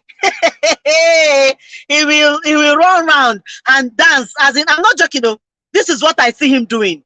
He will dance around and say, wow, where have you been all my life? Why did I not meet you years back? Let's get to work. Guys, the only reason why you have not seen that need is because you've not sat down to ask, Lord, what does this person need? So at every point in time, you should be able to go back to God. What does this person need? I'm telling you, you will see answers will start flooding you. And in such things, this is TAAS. There's what we call throne room experience. When you want to have such meetings with God, my dear, you carry your book and your pen. When you finish praying, just put it by your bedside. I'm telling you, before you know what's happening, answers will come, and the solution to how to get across to that person will come. Thank you. I hope I've been able to answer that. Yes, you've been able to answer that, ma. Then there's another question. This is from me. Your company's identity or your brand's identity, is it the idea that you have in your, like you had in your subconscious when God was talking to you? Because we all know that the idea most times is not, God reveals in parts, so it's not always full at a point. And so if we want to, because I personally believe that if God gives you an idea, that means there are specific people he wants you to impact through that idea, which might not necessarily be people that will buy from you. So this is like CSR, spiritual CSR, and the idea is not yet in full. So how do you know, or is your identity the idea, or is there any way you can find out the identity of the people he wants you to impact? It's not yet in full. How do you go about it? This is my Okay, own question. okay, I'm trying to understand your question, but let me take it from here. God gives in parts. Over the years, I've understood one thing with God. When he gives you a coin, pick it up and run with it. It's in running with that coin that you will understand that actually the coin was just for you to place into a key, a tunnel, and open up oceans of wealth. But if you had not picked up that coin, that ocean of wealth, you will not see it.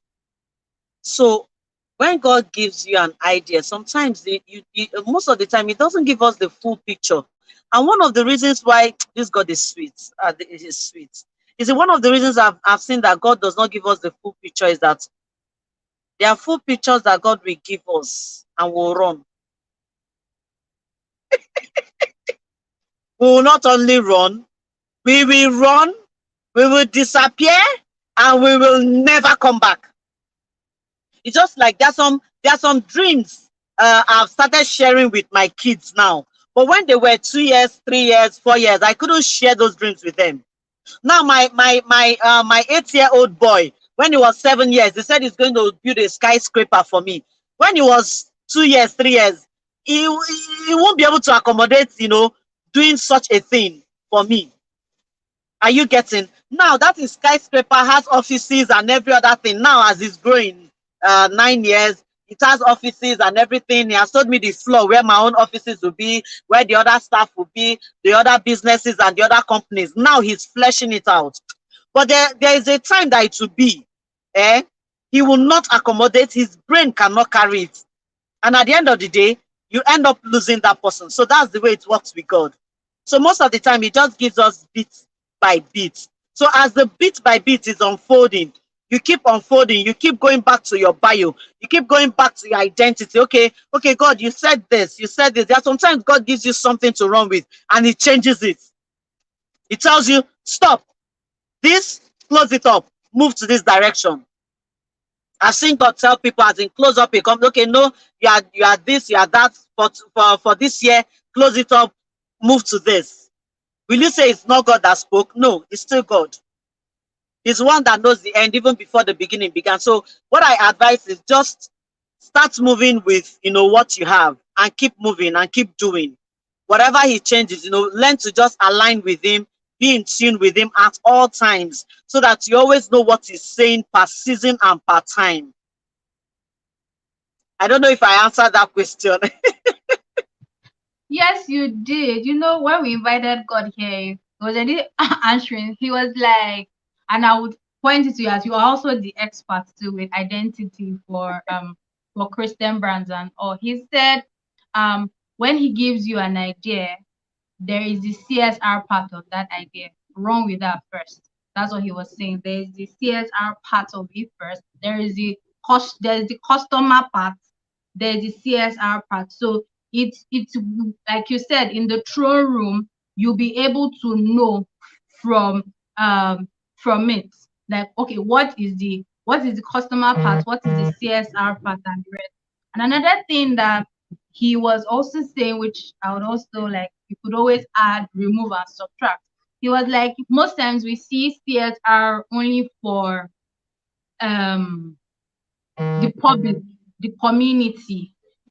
Just he said you could also start with CSR with your employees. You can start with this. It's just like I said earlier, asking him what is the CSR for that. Most times all of us just want to do it public, and like our president earlier said, it doesn't have to be the monetary part of it. You can do other stuff with it that is not likely that you will give him money. So you would just have to figure that out with him. So I'm pointing that back to you. Is that right, ma? Yeah, And you're right. You're right. Okay. yeah. Let me also tell you, do you know that going the extra mile for your staff too is involved in this? That's I started with who you truly are, your own identity. If you don't Yeah. understand yourself, you cannot give what you don't have. That's the simple truth. So Mm. when you're talking about CSR, you need to also understand who you are to be able to give out the best of yourself. You cannot give out what you don't have. You need to be able to own it. You need to be able to be it for somebody else. You now bring somebody else in, your staff in, to be able to be able to be it too. So now, as you were saying, you can also reach out, go the extra mile for your staff. It might not be part of the normal thing you are meant to do, their job, their JDs, or not JDs, as in welfare. Going the extra mile in employee welfare, your staff welfare, giving them accommodation. It might not even be part of what they signed up. Give them accommodation, get them closer to, I was speaking with an MD last 3 weeks. I trained in his organization, and I was speaking with him. He said that, do you know that I deliberately make sure that all my staff, they live close to the company. If you are living far and I need to give you the job, I need to bring you closer to the company, because I don't want to stress them. I don't want you to, as in, before you get to my office, you are frowning. Before you get to the office, you are frowning. You are tired. You spent 4 hours in traffic, and the only thing you are coming back to give and impute into my company is trash. You are coming to deposit frustration. He said he makes it a point of duty to bring them closer to the company. Not only that, he said there's a vehicle that is assigned for staff to make sure that they go home on time. Oh, sweetheart, this CSR is deep. It's deep. It's just that we can't touch everything. It's deep. It's deep. Mm. Mm. So Mm. you're right. Mm. You're right. Okay.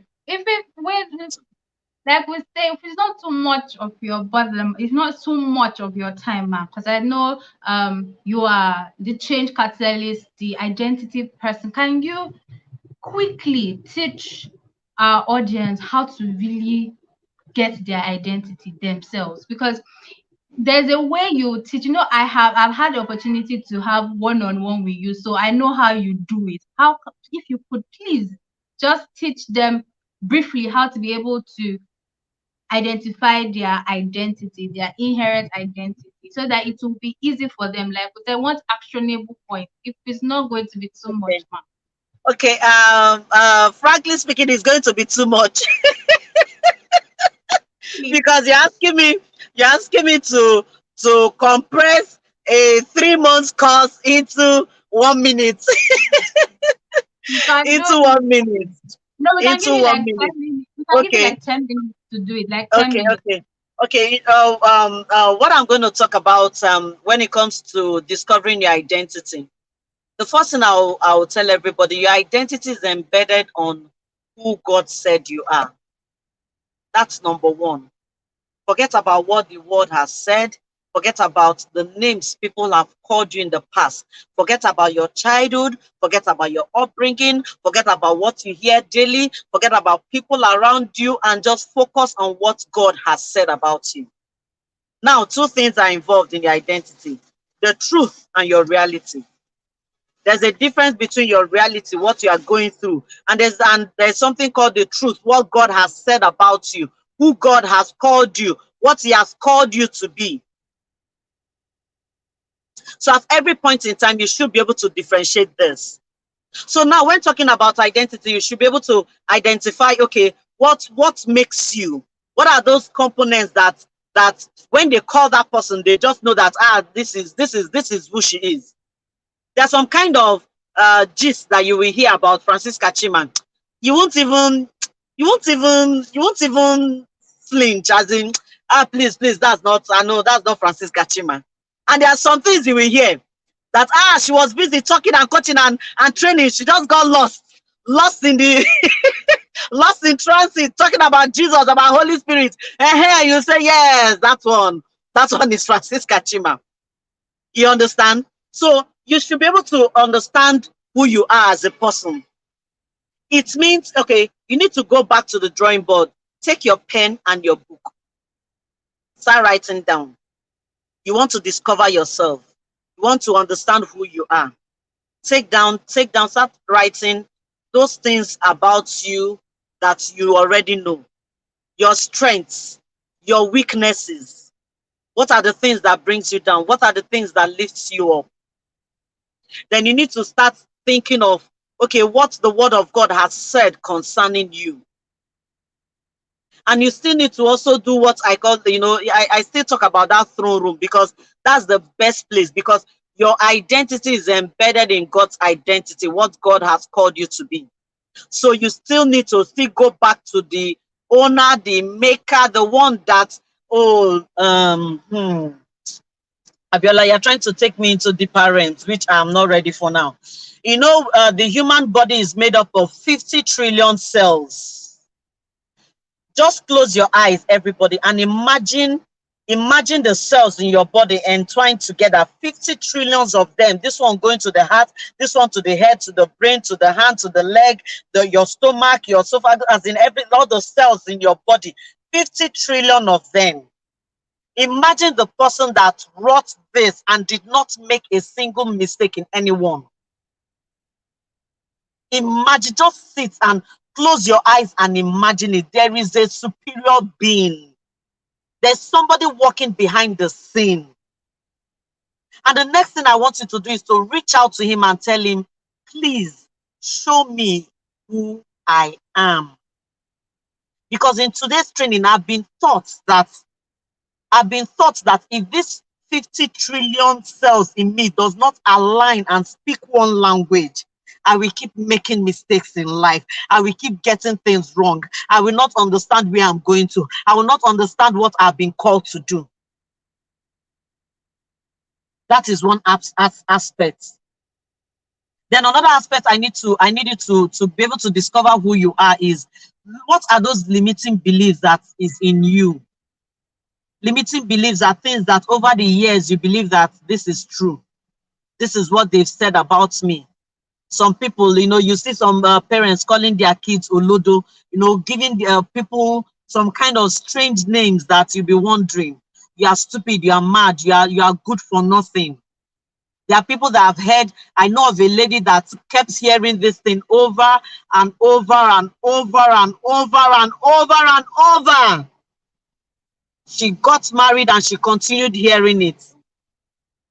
Now she has transferred the same aggression to her children. You're all good for nothing. Why? Because that is the only thing her subconscious mind has registered, that is who she is, her identity. These are limiting beliefs that she needs to cut down, destroy completely. This now takes us to what I call the 3T methodology, where you track it, you've been able to track those thoughts. What are those predominant thoughts that are taking you away from who God has said that you are? You track those thoughts, you trace them, find out where did they come from, where did they originate from. Because by the time you get where they originated from, you'll be able to now do the last T, which is transplant. You get the word of God, you sit with your pen and your book, you write, you start writing affirmations that counters all those things that the enemy has turned and built as a stronghold in your life. You start taking it all down, one by one, every morning, afternoon, night, every time you pick it up and you speak it into being. You don't speak it as a future tense, you speak it as a present tense, because your subconscious mind does not understand past, present, and future. It only understands present. Here I am. Use your I am affirmations and press them into your subconscious mind. Do this, and in 2 weeks, you will come back with your testimonies. Oh, yes. And before I round up, I actually have an accountability program coming up. I don't know why you asked this. So I actually have an accountability program coming up. And if you know that you've been having issues, meeting up with your targets, your goals, you have issues with limiting beliefs, you have issues with self-sabotage, self-doubt, and you need to move to your next level. I think you need to be in this training. You found yourself, as in you've seen that there's a trend that you need to cut off. Are you getting? Then you need to be in this program. You find out that you are sick and tired of being sick and tired. Did you guys hear that? You are sick and tired of being sick and tired. Then this program is for you. Just a little token and you are in. So anyone that is interested, I think you need to reach out to her or reach out to me, whichever, and we'll sign you up. It's going to be mind-blowing 2 months. 2 months that 10 years from now, you keep on going back to make reference to the 2 months. Thank you. I hope I did not overshoot my 10 minutes. You did overshoot your 10 minutes. Thank you so much, ma'am. That I can personally tell you that little exercise that she has given, if you do it diligently, you will not be you would understand yourself more. Because she's my mentor. She helped me with my identity. Our president, who is also a mentor to me, they've all helped me. So I would not come here and just tell you not to just try, just to do stuff like that for doing sake. You need to try to be able to understand your identity, because if you don't understand your identity, you will not be able to understand the expressions that flow from your identity. And your business is one of such expression. You will not understand it. You will not understand how to tie it. You will not even understand when he's dropping the idea. It might look very weird to you, or limiting beliefs might just throw it away. You will not really understand, and then you'll be like, okay, so then when is the customer, where is the CSR, and every other thing like that. So these are things you need to look at. So Miss Akorede Shakirat, your question was, what if you are just a one-man company? Our next speaker, which will join us shortly, is somebody that will talk about how to structure your business for CSR. And before she joins us, it does not matter if you are a one-man company. Most times, this structure, these legal structures that we have, most times, this worldly structures of how we structure our business, most times disturbs the way we think, makes us inhibits the way to think globally. You are a one-man business now. You're starting as a one-man business now. Does not mean you won't grow. You are just starting as that now. It's possible that for now, you are just the one person that has keyed into that vision. Does not mean that you would not have other partners. Does not mean that you would not grow. It does not mean that you will not be able to give CSR. The most important thing is structure. How to structure your business to do what you need to do. And this is how our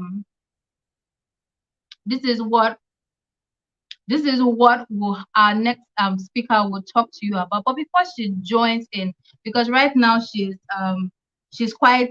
doing some other things. Some other things came up, and that's why she's not on the call. Are there things that have resonated with you as regards the symposium? What did you learn? If you could tell me in the comment section.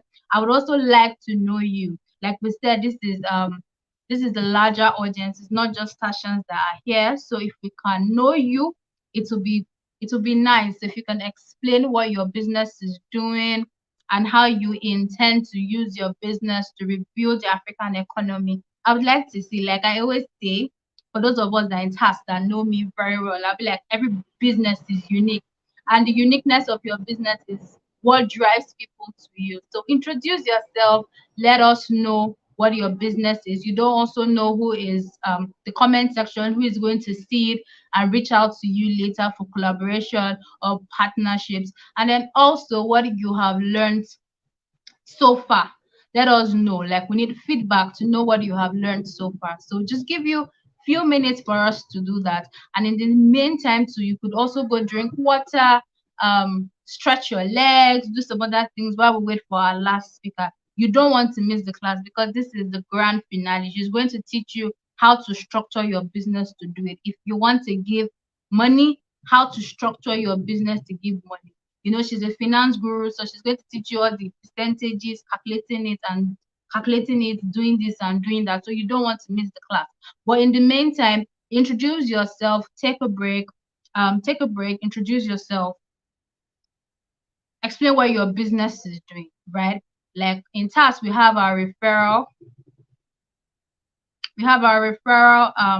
system. So we like to know you and we like to meet you. I'm waiting. I'll be joining you in the comment section to be looking at that now. Thank you.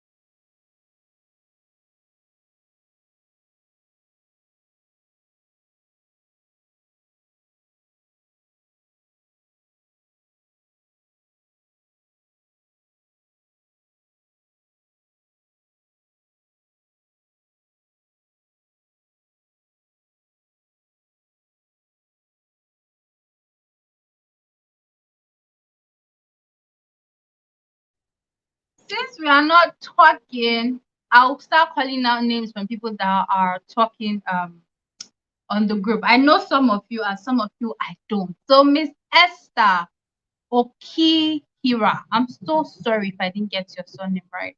What is your business doing? What does your brand do? Can I know your brand? Can we know your brand? Can we meet your brand?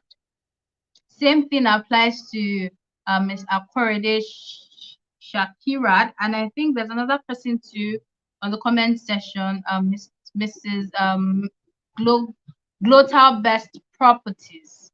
If you could tell us, I don't want to presume you just sell real estate, because like I said, there are unique things about every business, and I would love to know what your business does that is unique from other things every business has been doing.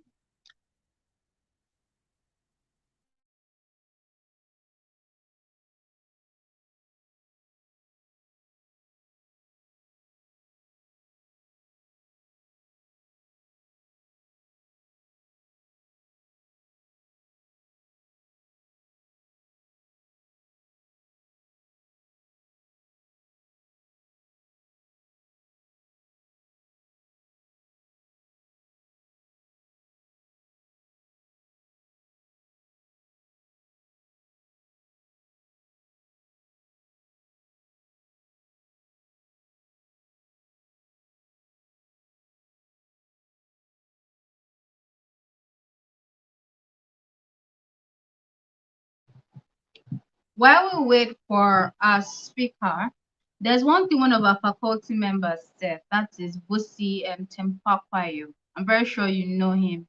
Is a is a capitalist, a venture capitalist. He said, never miss an opportunity to introduce yourself.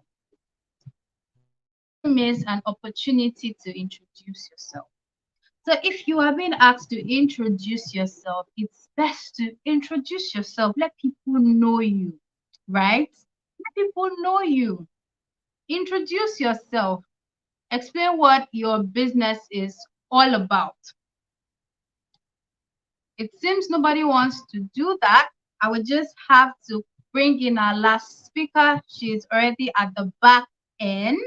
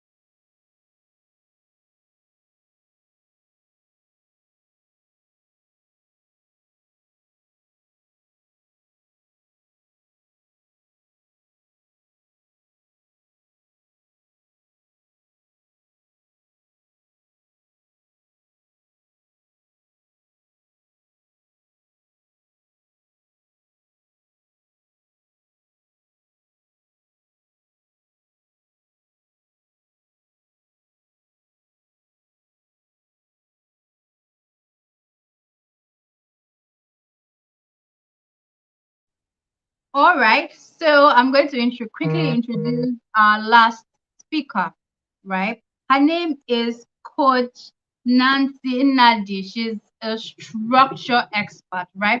But in case you don't know her, which I don't believe, right? If you are in Africa and you're talking about structure and you don't know her, then is your business structured at all? But let's not just have that conversation right now. Let me quickly read her bio. Nancy Nadi is the lead coach and consultant at the Nancy Nadi Company. She is the founder of Accounting Boss Software, an ultimate all-in-one accounting software. She's also a founder of Structure Rights, simple onboarding, delegation, and employment documentation software. She is popularly known as the Money Boss. She is a time-tested and successful entrepreneur with 17 years of experience in entrepreneurship, an award-winning telecom entrepreneur, venture capitalist, speaker, author, trainer, and business structure and finance coach. She is a certified management consultant, a results coach, and performance consultant. She has also received several awards, some of which are the Business Coach of the Year Award 2020 by the Entrepreneur Award and the Materials Award by Imo State Development Association. She's an alumni of the Lagos State University, International Council of Management Consulting Institute, Institute of Management Consultants, Global Leadership Network, and Women on Board Institute of Wimbys, among others. Nancy is happily married to God Power Nandi, and they have three amazing children. You can download her free business resources by simply visiting her Instagram page at Coach Nancy Nandi, where she also shares business lessons frequently. And she's going to be teaching us how to structure your SME for corporate social responsibility. You have the floor.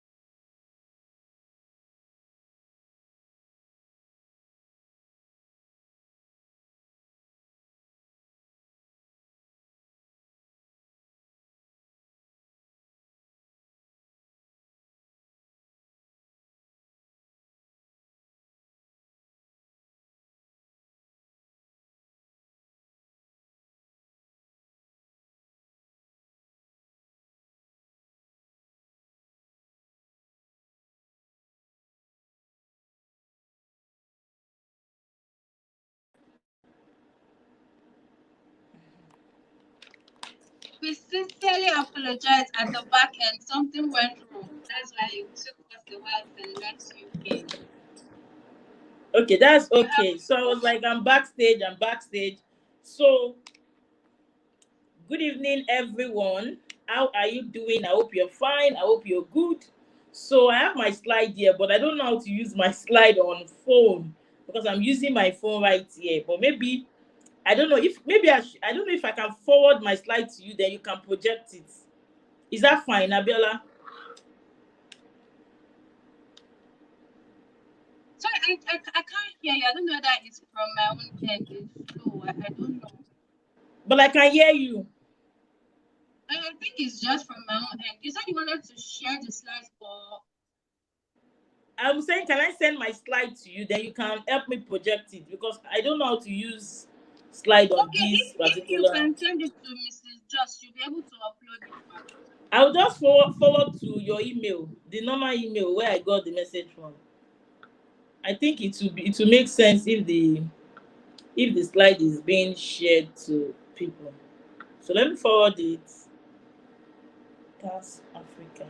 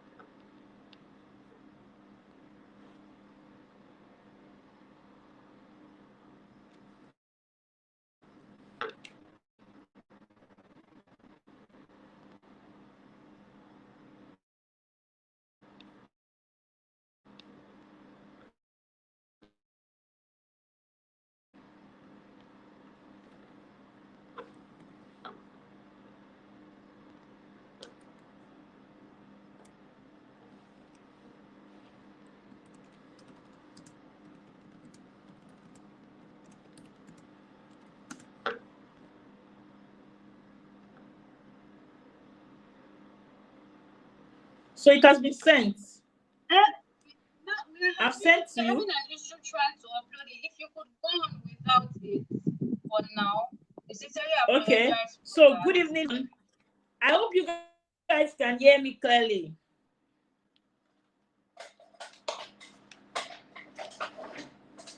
Please, I hope you guys can hear me clearly. Yes, I need communication. Can you guys hear me? Okay, so good evening, everyone. Today, I'm going to be speaking on how to structure your SMEs for corporate social responsibility. And first, just a brief introduction. I know she has read my bio, but just brief introduction about myself. I am an entrepreneur and I've been in business for 17 years, and I am going to be sharing a lot as I teach along. I'll be sharing my story in between just to help us understand the topic better. So let's move. First of all, what is corporate social responsibility? What is corporate social responsibility? Corporate social responsibility is a model that helps companies or businesses to be socially accountable to itself, its stakeholders, and the public. It is a model where companies or organization help the community or the society around them in order for them to be socially accountable and also being able to just be a blessing to that community, to be able to impact the community where they are making money from or where they are getting a lot of returns from. And so that is just a simple definition of corporate social responsibility. And CSR is the abbreviation for corporate social responsibility. So I'm going to be using CSR as I go from here, and it means corporate social responsibility. Corporate social responsibility program have been generally done most oftenly by big corporations, big organizations. But I also want you to understand that I remember there was an interview that was online with, is it the head of Nigerian Stock Exchange? And from their analysis, a lot of small businesses have started keying into this. For me, I keyed into some CSR long time ago, and I'm going to be sharing my story as I go along. Long time ago, I don't want to repeat myself. Long time ago, and I want us to also understand that as business owners, we have a lot of benefits to it. So I also want to go back there. Among large corporations, small businesses, and also other medium-sized organizations participate in CRS through in a smaller way. And the truth is, CRS must not be done the way XYZ is doing its own. You just need to understand your own vision, your own purpose, and who you are called to, your target audience, who are your beneficiary, who are the people your product is meant for, what kind of corporate CRS do you want to create that will align with your vision, your goal, and also your target audience. So it is very important that we understand this, because a lot of us have this myth that, oh, corporate social responsibility is for only big corporations. No. Big corporations, and I don't want you to be scared or threatened by the amount big corporations invest in corporate social responsibility. And this is one of the reasons why a lot of small businesses are scared, like, oh, I can't do this kind of investment, I can't be involved in this yet, it's so much. No, you can start from where you are. You can start from where you are, and that is where the structure and systems in CRS is important. So you start from where you are, and as you grow, you are also increasing in that sense. You are also doing more. For instance, if maybe your net profit is 1 million naira, and you have decided that your corporate social responsibility is 10%, which is you are going to be using 100,000 maybe every month to make 1 million. So in a year, you would have accumulated 1.2. So when you accumulate it together, it's easy for you to invest it in something tangible, in something that will actually look befitting. But for some people, they say, I want to just start doing it every month. I want to start from there. But the essence of putting structure in it is that as your income grows, then it will automatically grow it by itself. And it also helps you not to overdraw more than your capacity, because you already put a system in place. There is a system that, oh, we are going to only do 5%, or we are only going to do 10%. So at any time you are embarking on those projects, what you are going to invest on that project is that same amount. So there's nothing like, oh, we now realize that the budget is small. No, you are going to work based on budget. And that is what system and structures help you to achieve. So as we go, I want us to understand that as small business owners, we can also involve in CSR, because it brings a lot of benefit to our business. So also, I also want us to understand that most firms that embark on CSR are guided with a concept called triple bottom line.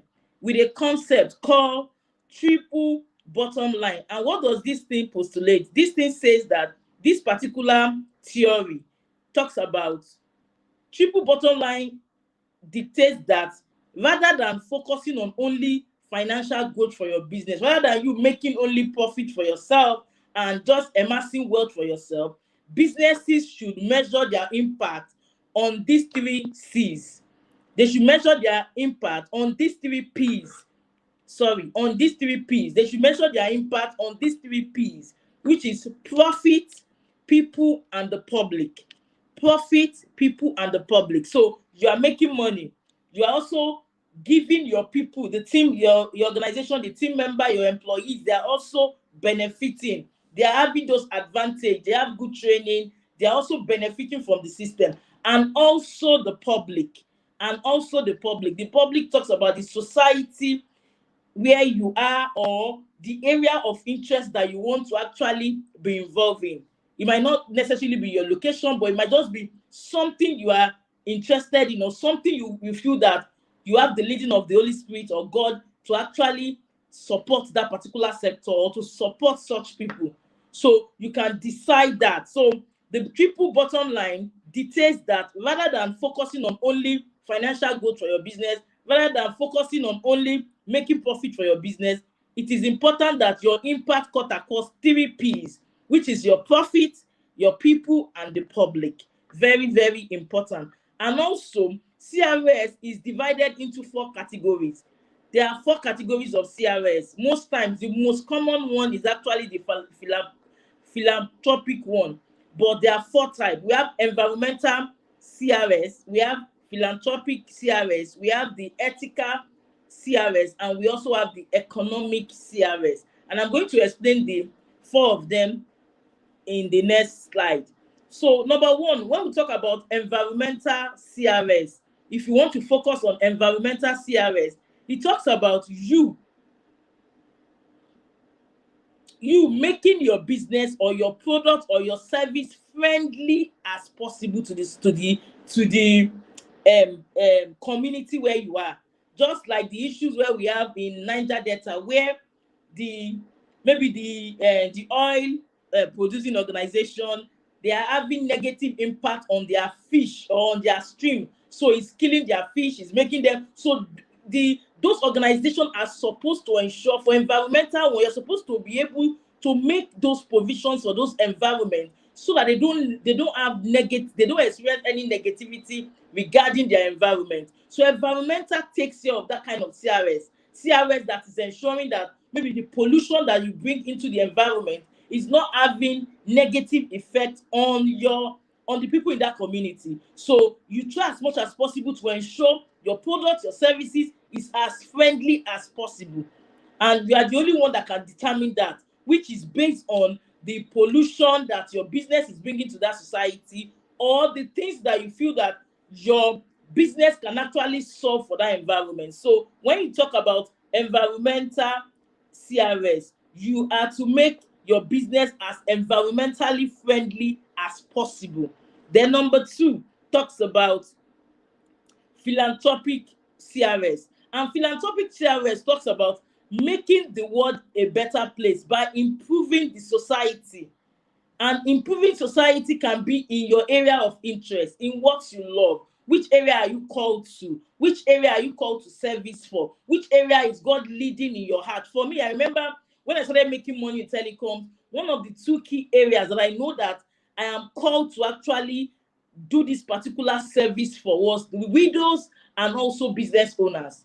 Widows and also business owners. And I remember then I was very scared. I was afraid, like, oh, if I start paying these people money, how will I sustain it? How will I be able to sustain it? So at that time, I've not understood systemizing your CRS at that time. What I did was just to say, oh, okay, I just told myself I'm going to start just from where I am. So I looked at my environment and I appointed someone to say, okay, be the head of the widows, collate all the widows in this environment, and I want to be giving them a token of 1,000 naira per month. I started with 1,000.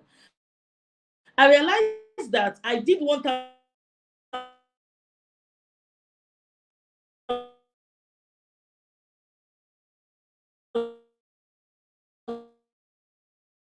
for all of them without any stress, increase it. When I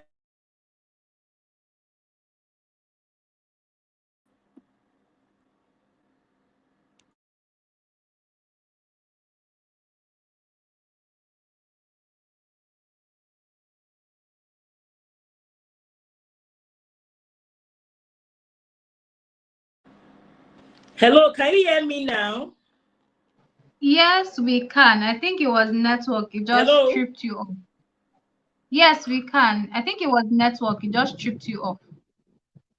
I saw it, but can you hear me now? Can I continue now? Yes, I can. Yes, we can hear you now, ma.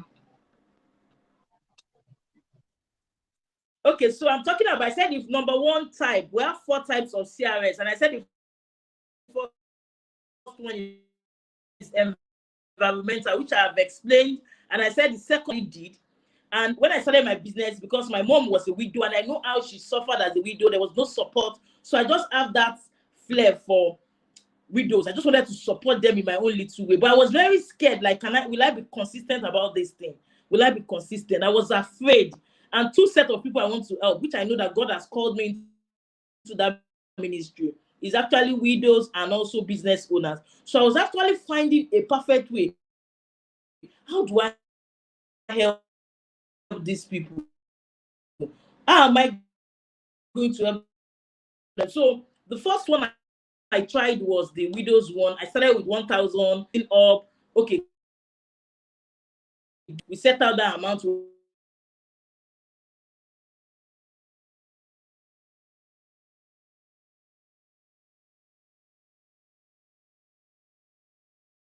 We're paying, going like, wow. I said, so I can do this thing without being scared, and everything went well until I got to, oh no.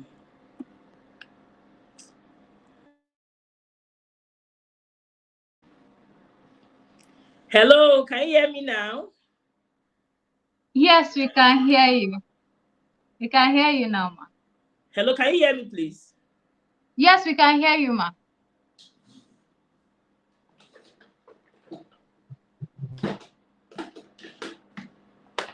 Please, can you hear me? Yes, we can hear you. Can you hear us, ma? Okay. Sorry, I guess it's network. I'm so sorry about that. So I started and I got to 10,000 and I realized I could do it. So until I understood structure, a certain percentage of my net profit that I want to actually set aside for CRS. And I've been doing the CRS for over 10 years. Over 10 years. And the truth is, I started it small. My business is actually 17 years. At least this year we will make it 12 years, not 10. So I started it just diving it. Let me just give back to the society in my own little way, in my own little quarter. And I realized that it works and it is so beautiful. I'm going to share with you the benefits of CRS in the next few slides ahead. So the third one, the second one is philanthropic, making the world a better place by improving the society, by improving the community, by improving the kind of people that you know that God has sent you to, by improving, it depends, it varies from one person to another. I was listening to Rain Oil and his own CRS, at least he was able to do road. He was also able to set up a tennis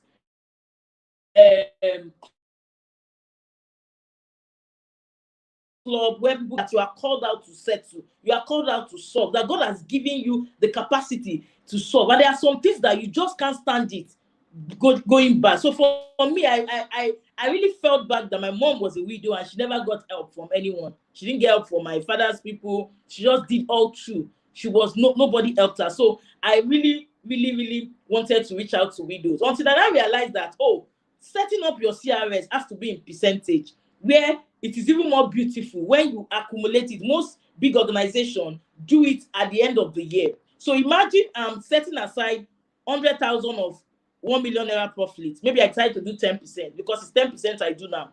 And that 10% multiplied by 12, I'm going to have 1.2. 1.2 is substantial enough for me to do a good stuff for few widows, or for me to divide it into two. So I'm going to give business owners to impact their businesses and also decide to. So it's not it's not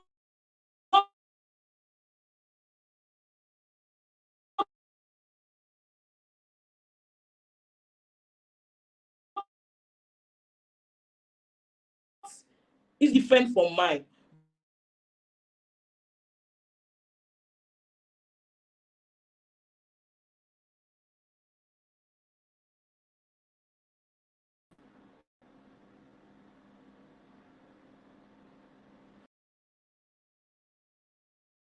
Yeah, network. Oh. This network is giving me, but I will not give up on the network. So, but you can hear me now. Yes, we So can. I'm going to number three. Number three type of CSR is ethical CSR. Ethical. An ethical type of CSR talks about ensuring your business operates fairly. Ensuring your business operates fairly. These are normal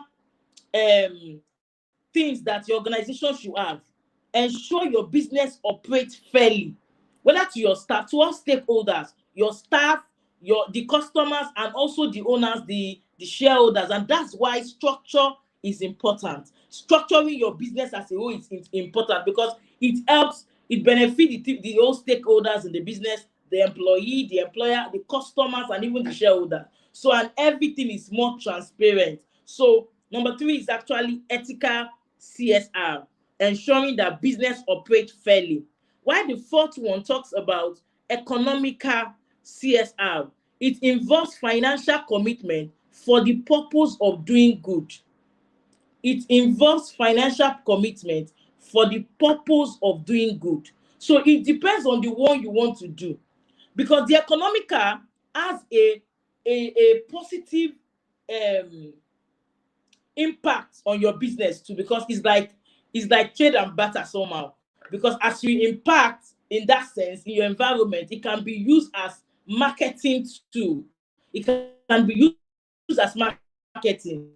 But when you do philanthropic, you are just doing it without you are not even advertising it, you are not letting people know what you do. There are a lot of people involved in CSR that they are not even showing it, they are not recording it, they are not putting it out there. Those ones are philanthropic. But the economical is you are investing in those people, but you are also promoting it so that your brand can be seen as a brand that is actually impacting the society, which majority of the corporates do.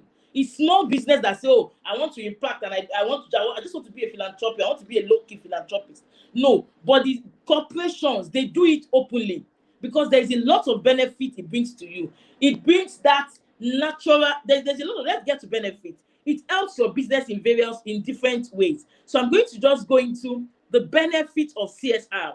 What are the benefits? Number one, it can be a powerful marketing tool that help you position your business favorably in the eyes of your consumers, which are your customers, in the eyes of your investors, in the eyes of your regulators, and also in the eyes of the public, in the eyes of the people. So people just, oh, is it that organization? Oh, I know them. They are the one. They just have that empathy to just promote you. They have that just natural thing to just want your business to thrive because they see that you are impacting the society. It is a powerful marketing tool. And don't say I want to do it low key.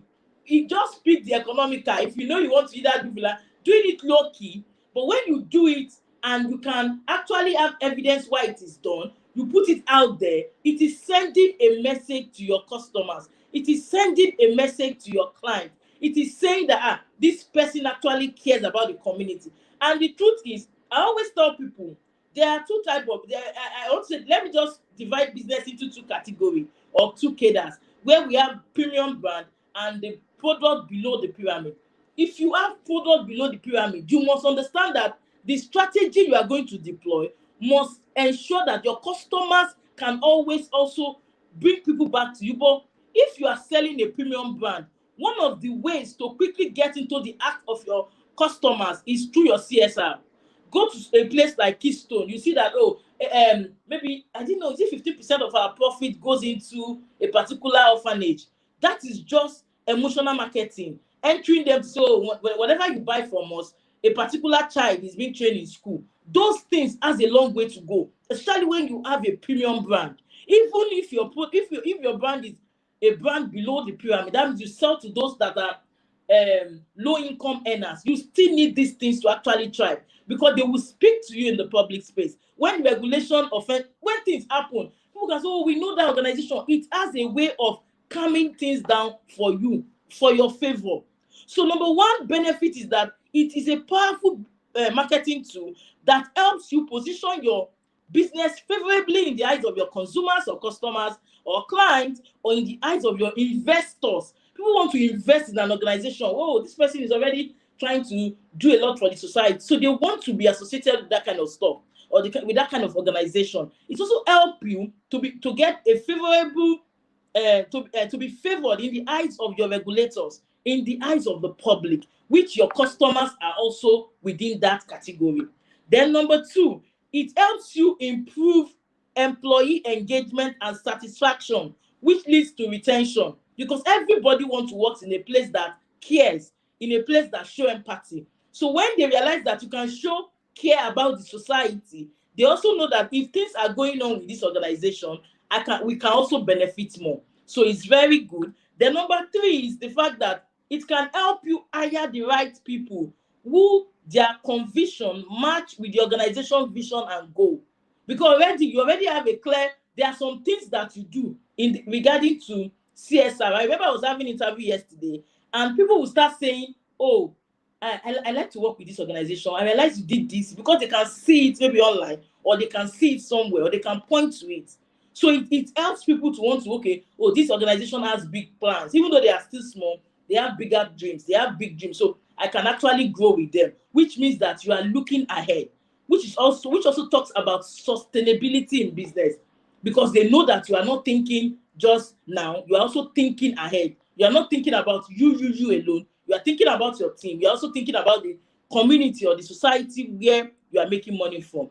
Then number four, it also helps the management to manage resources with cost-effective strategy, because you know you are going to be investing in that, and there's a lot you want to do with money. So you are conscious of, oh, we don't want to waste money, we don't want to waste resources. So it helps you with that. And it also gives you idea to enable you serve your customer with quality and affordable prices. Because why? One of the things it will help you do is number four is the fact that you want to negotiate better. You want a cost-effective business, so that you want it to get to everywhere, and you also want your customers to get quality. So it helps you with this, and in all these four benefits still comes around to actually help you grow your business, help you increase your sales, because it's just a subtle way of marketing. You are not coming to say, oh, we did this, but you are bringing it on board to say, oh, we do this. Go to Keystone. I know I see, Coldstone, sorry. I see it in their reception. It's a subtle way of selling. So somebody just look at it, oh, I don't want to buy this thing. Okay, let me just do it because of these people. Or let me just do it because of this. I know a lot of big brands that does it, and it's marketing. And again, for me, I remember when I started within my environment, it makes, because I know that at that time, majority of my customers they were also widows, selling airtime, retailing airtime as distributors. So when I did that, they were bringing in more customers to me. Oh, go to Agonansi. She will give us this thing at the end of, just go to people. They will just naturally want to even be like your marketer. They will naturally want to promote your brand, because they know that there is something in it for the community. So there is high level of marketing in CSR, but you have to be strategic with it. You don't have to always bring it out like, oh, I'm doing this, but you know that it is part of the deal, but you have to be strategic with it so that it can actually bring a positive impact on your business. So the next point I want to share is things to consider when deciding on which CSR to embark on. Things to consider. Number one, does it align with your vision/dream or goals? Like I said, for me, my mission is simple: to raise wealthy entrepreneurs that runs healthy and successful businesses, which will invariably lead to more businesses and more jobs. So my CSR is connected to it somehow. The business people is connected to my mission, it's connected to my vision. Then the widows, most of them are also trying to do business on their own. So it's connected. So you have to look at, oh, what I want to do, how am I going to be able to align it with my goal, my vision? That's where the marketing part will now click. Because if there's no alignment, how do you marry what you're trying to do? So you need to understand that. Then number two, things to consider. Will it be indirect or directly beneficial to your target audience? Will it be indirect or directly beneficial? If you can find a CRS that is directly beneficial to some kind of people within your target audience, I tell you, it's better off. It's better off, because it makes it easy for them to even market your brand without you even knowing. They do all the marketing, they say all the good things behind you. You are not even there. So if it is going to be indirectly beneficial or directly beneficial, then it's also something that you can consider. So for me now, widow is somehow indirect, but the business owner is direct to my vision, is direct to my dream. Then number three, how much can you invest in CSR? This should be in percentage to avoid overspending or not being consistent with your project. So you must have, and this is what we call systemizing your CSR. You must decide to say, oh, I want to. Some people do 5%, some people do 10% of their net profit. Some people do. I do 10. Some people. It depends on what you want to do. You can start small and grow gradually. You don't have to start big. You can just start small, but start small and be consistent and evolve from one place to another. Then number 4, what to consider: start small and scale up. Start small and scale up.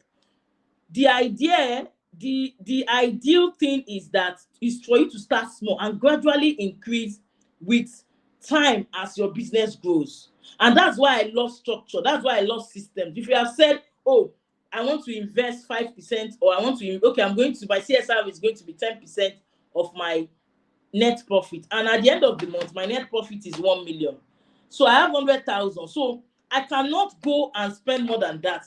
I already have a system in place that is helping me track the money.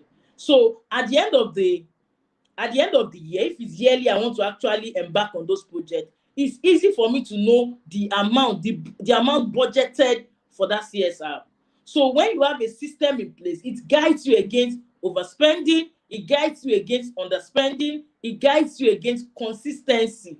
So you already have the money kept somewhere. You already have the money set aside. Oh, I made 1 million. You already know 100,000 is not mine, and it goes to CSR account. So you just put it in that account. At the end of the year, you will see 1.2 there. Then you can decide that, okay, for this year, since I want to assist the market women, I'm going to go into the market and like I have a project I'm going to do next. It's going to be based on going into the market, and I call it Save a Business. That's what the project is going to be. Rescue a business. So I might be giving them maybe 200, 100,000, but I'm going to ensure, because I knew when I was coming up, I grew up in a poor home, and I know somebody that is hardworking in the market. I'm going to follow my team there, and I will be in the market just to observe. I'll be in my car observing, and as I'm observing, I'll say, okay, go and ask of that lady, what's her name? We'll write it down, because I have been there, so I know when somebody is serious and when somebody, I have been there. So at least that first project, I'm going to go, and I'm going to take turn from one market to another. Maybe we're starting the first one can be Oshodi, the next one can be Yanokwaja, just regular, all the markets in the 20 local government in Lagos. I'm not going to do one, so I can just go till I go around.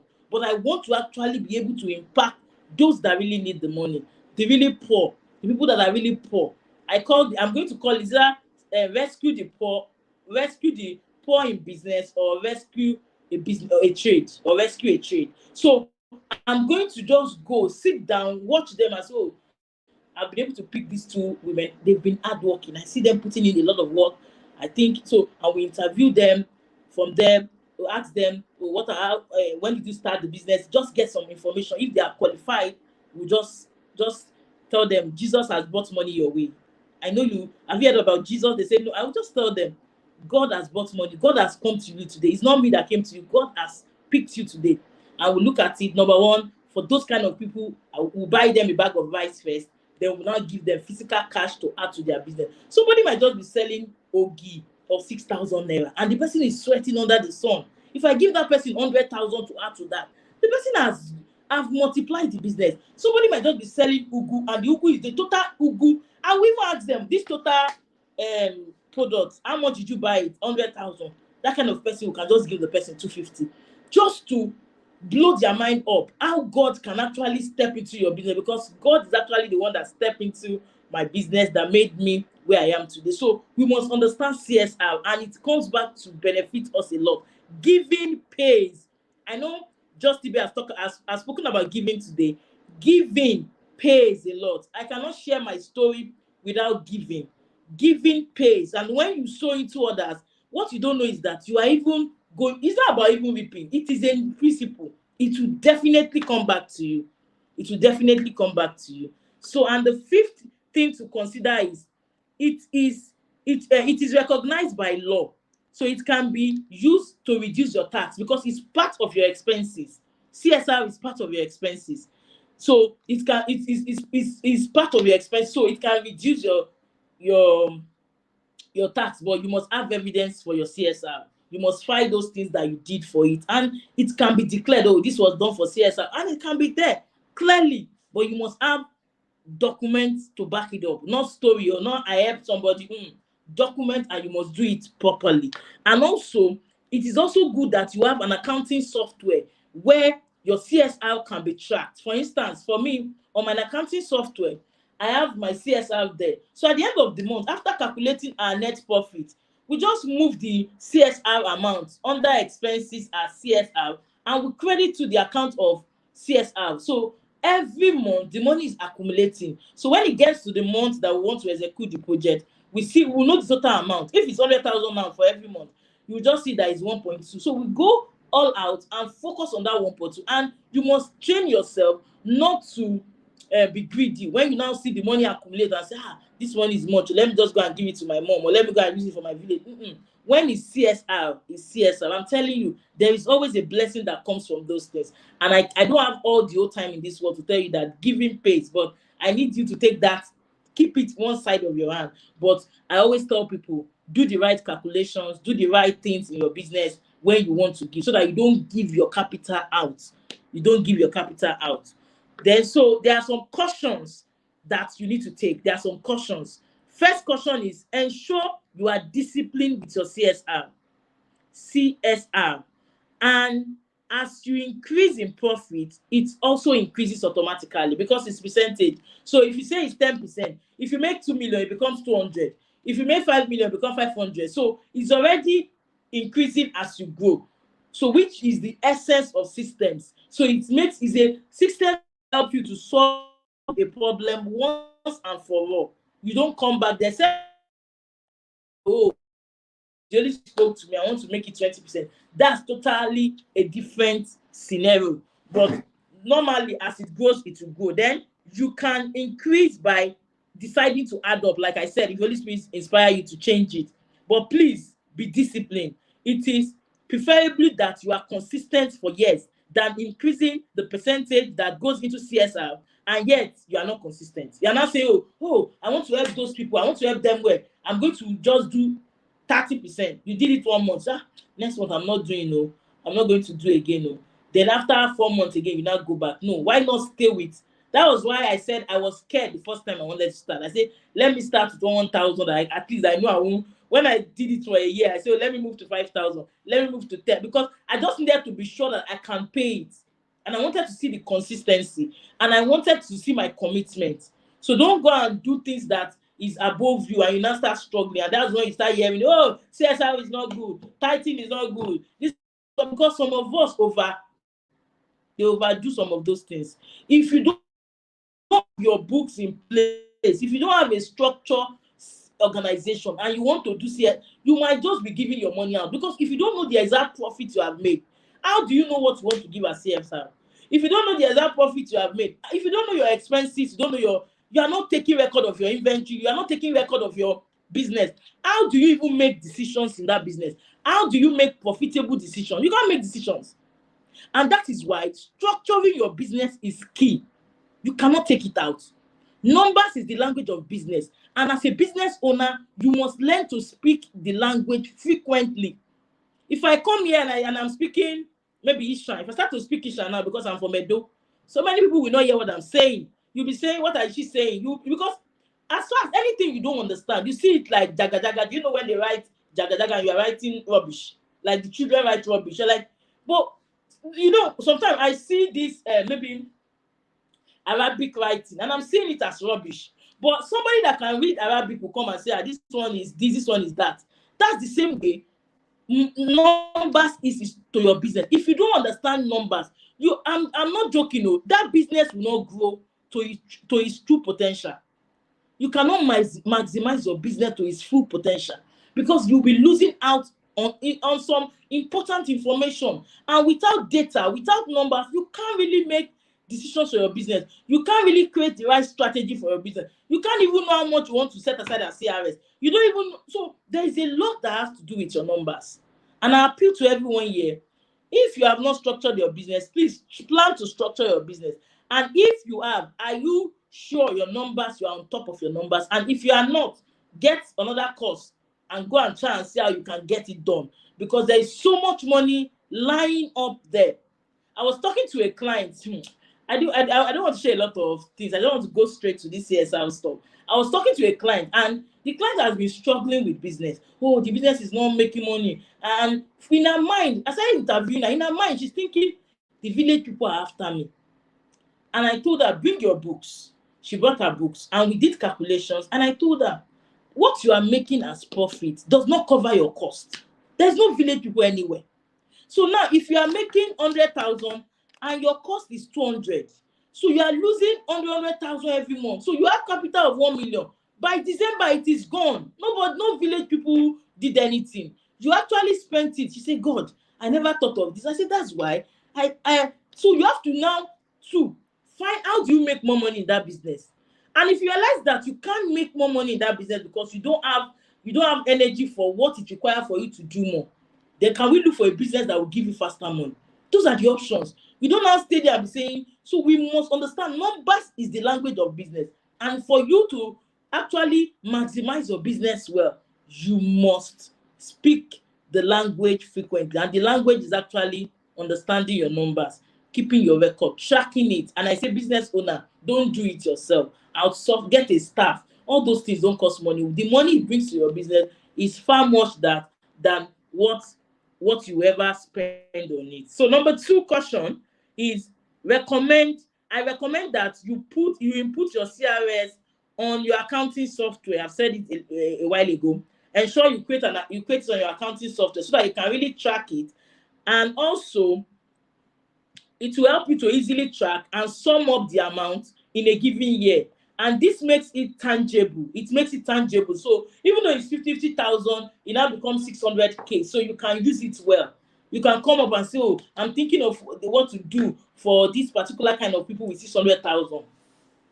And even when you help them, you give it to them, and the help will also even be presentable in the eye. So those are the things. Then the last part of that number 2 says, it helps you stay consistent and prevents you from exceeding your CRS budget. You must not exceed your budget, because if you exceed your budget, it's going to affect your income, because you have stated that 10% is going. That means 9% is now left for your business. You must understand that, and 10% is not the standard. CSR is based on you. Whatever you decide to actually percentage you want to use. So I've seen some people do 5%, I've seen some people do 10, and I've seen 15. But for me, I do 10. So that's that. The number 3, caution. Your CRS should be deducted from your net profits. Your CRS should be your CSR. Sorry, your CSR. I'm missing a CR. CSR should be deducted from your net profit. If you did not make profit, then CSR for that month can be waived. You don't have it. You cannot give what you don't have. A lot of people, I've seen people that they tied their business into bankruptcy. They tied their business into bankruptcy. God did not say that. God highly spoke about financial management. And if you cannot manage your finance, there's nothing God can do for you. So now you did not make profit. You are now saying, I want to tithe. Where is the tithe going to come from? The same thing goes to CSR. You did not make money, you cannot do CSR, because your CSR comes from your net profit. It comes from your net profit. Then I quickly want to just give us some formula for calculating your net profit. Gross profit versus net profit. So sales / turnover minus cost of goods sold / cost of production. So it is either you are minusing your sales from cost of goods sold, or you are minusing your turnover Turnover and sales is the same. Turnover is all the money that came in, but for purpose of sales, not just money that came in without any sales transaction. It's not going to add up to you. But all money that came into your account for purpose of sales is turnover and sales. They are the same. So you are going to subtract your cost of goods sold. Oh, I'm selling iPhone, or I'm selling this calculator. I bought this calculator 10,000 and I bought 10. Now I'm selling it 20,000. My sales is 200, but the cost of goods sold is 100,000. So I minus 100,000 from 200. I have my gross profit now is 100,000. So gross profit is calculated by sales minus cost of goods sold or cost of production, which will give you your gross profit. Then to calculate your net profit, gross profit minus operating expenses, which gives you your net profit. And you are going to apply your percentage on the net, which means you have removed your cost of goods sold, you have removed your cost of production, and you have also removed your operating expenses before you now have net profit. So that is where you deduct from. You don't just go and say, I want to do 10% of my turnover or your sales. Your sales is not your profit. With that, you can eat into your own capital. So we need to understand these things. Very, very important and very vital. And this is why I keep shouting structure, structure, structure. So finally, yes. So finally, business sustainability includes how you run your business and achieve your bottom line, treat your people, and how how you impact your society at large. So when you want to build a sustainable business, which CRS is one of the core of it, when you are talking about sustainability, you must be doing CSR, your business must be growing, you must be making profit. You must also, the CSR talks about you impacting your community at large. So I don't know if anyone has questions. I don't know if there is questions so that we can take it. I don't know if there is Wow. questions so that we can take it. Wow. Wow. I learned a lot. I learned a lot. First of all, I did not know that Thank you. there were importance of CSR. I've always felt it was maybe the philanthropic part when people just give people, and oh no, actually felt it was the economic part when most times people would just give the money and put it out on social media and the rest like that. And then I'm like, Okay. okay, I didn't even know that you could do CSR ethically. I didn't even know it as the environment you could, like, it was, this class was power packed. And then the way you broke it down and saying that it's a percentage, but you need to look at your books to be able to know the percentage. You cannot just decide on your, like, from your head. You cannot For just yes. decide, I want to give 20. You have to look at your books. You have to know what you are making. You have to know what is Your going net out. profit. Yeah. Yes, you need to know all these things, and that is so beautiful. And then you structure like that, you move, then you have the accounting software. I know you own the accounting boss software. Is this a software we can use Yeah. to be able to do all these kind of things? Wow. She's our faculty. Yes. I think this is the second time we are coming to teach us now. So Yes. anything Yes. any Yes. of our faculty member is giving you is 100. Anybody that is in task that give you anything is 100% legit. I will tell you now, go and download that app. It's called Accounting Boss. Accounting I'm not boss. correct. Yeah. Yes, Accounting Boss. Go on your your Google Play and your other apps and download it and know how to use it. It's easy to use so that you'll be able to know your account very well. And if you need more guidance on it, we would always recommend our faculty members because they are experts in their game. Please go and meet her. Go and meet her and know what to do. Right? If you have questions, please let her know because we had to bring her from a very, very busy schedule to come here today. So please, if you have questions on what you need, because a particular lady asked the question and I told her she just had to wait for you because how was, what if I'm just a one-man company? And I had to say, oh, you have to wait for Coach Nancy to be able Whether to you're a run. one-man person, you can do CSR. My business was one man. I see, and again, we must have mindset of growth. One man is what turns to a lot of people. We used to be one man, we moved to 26. No, one man. Even all these businesses you see, like Bati Airtel, I've read their story before. It started in India with just a man. Today they are global organizations. So you must have that mind, because those things is what take you out. People will naturally, when you see those things on social media, like, oh, this person went to give these people, it's emotional marketing they are doing. So people, when they now come with their product, people are quickly rushed to want to buy or want to help them sell. So those are the things there. Very important. Add it up. Whatever I tell people, a lot of people say, oh, Coach Nancy, do I really need structure? I'm not a big brand. No. If you are saying you don't need structure because you are not big, then you are saying you want to be small. You are saying you want to remain small. So when you say it's only big brand that does CSR, then you are saying you want to be small. So whatever big brand does, me, Nancy, I want to do it because I want to be big.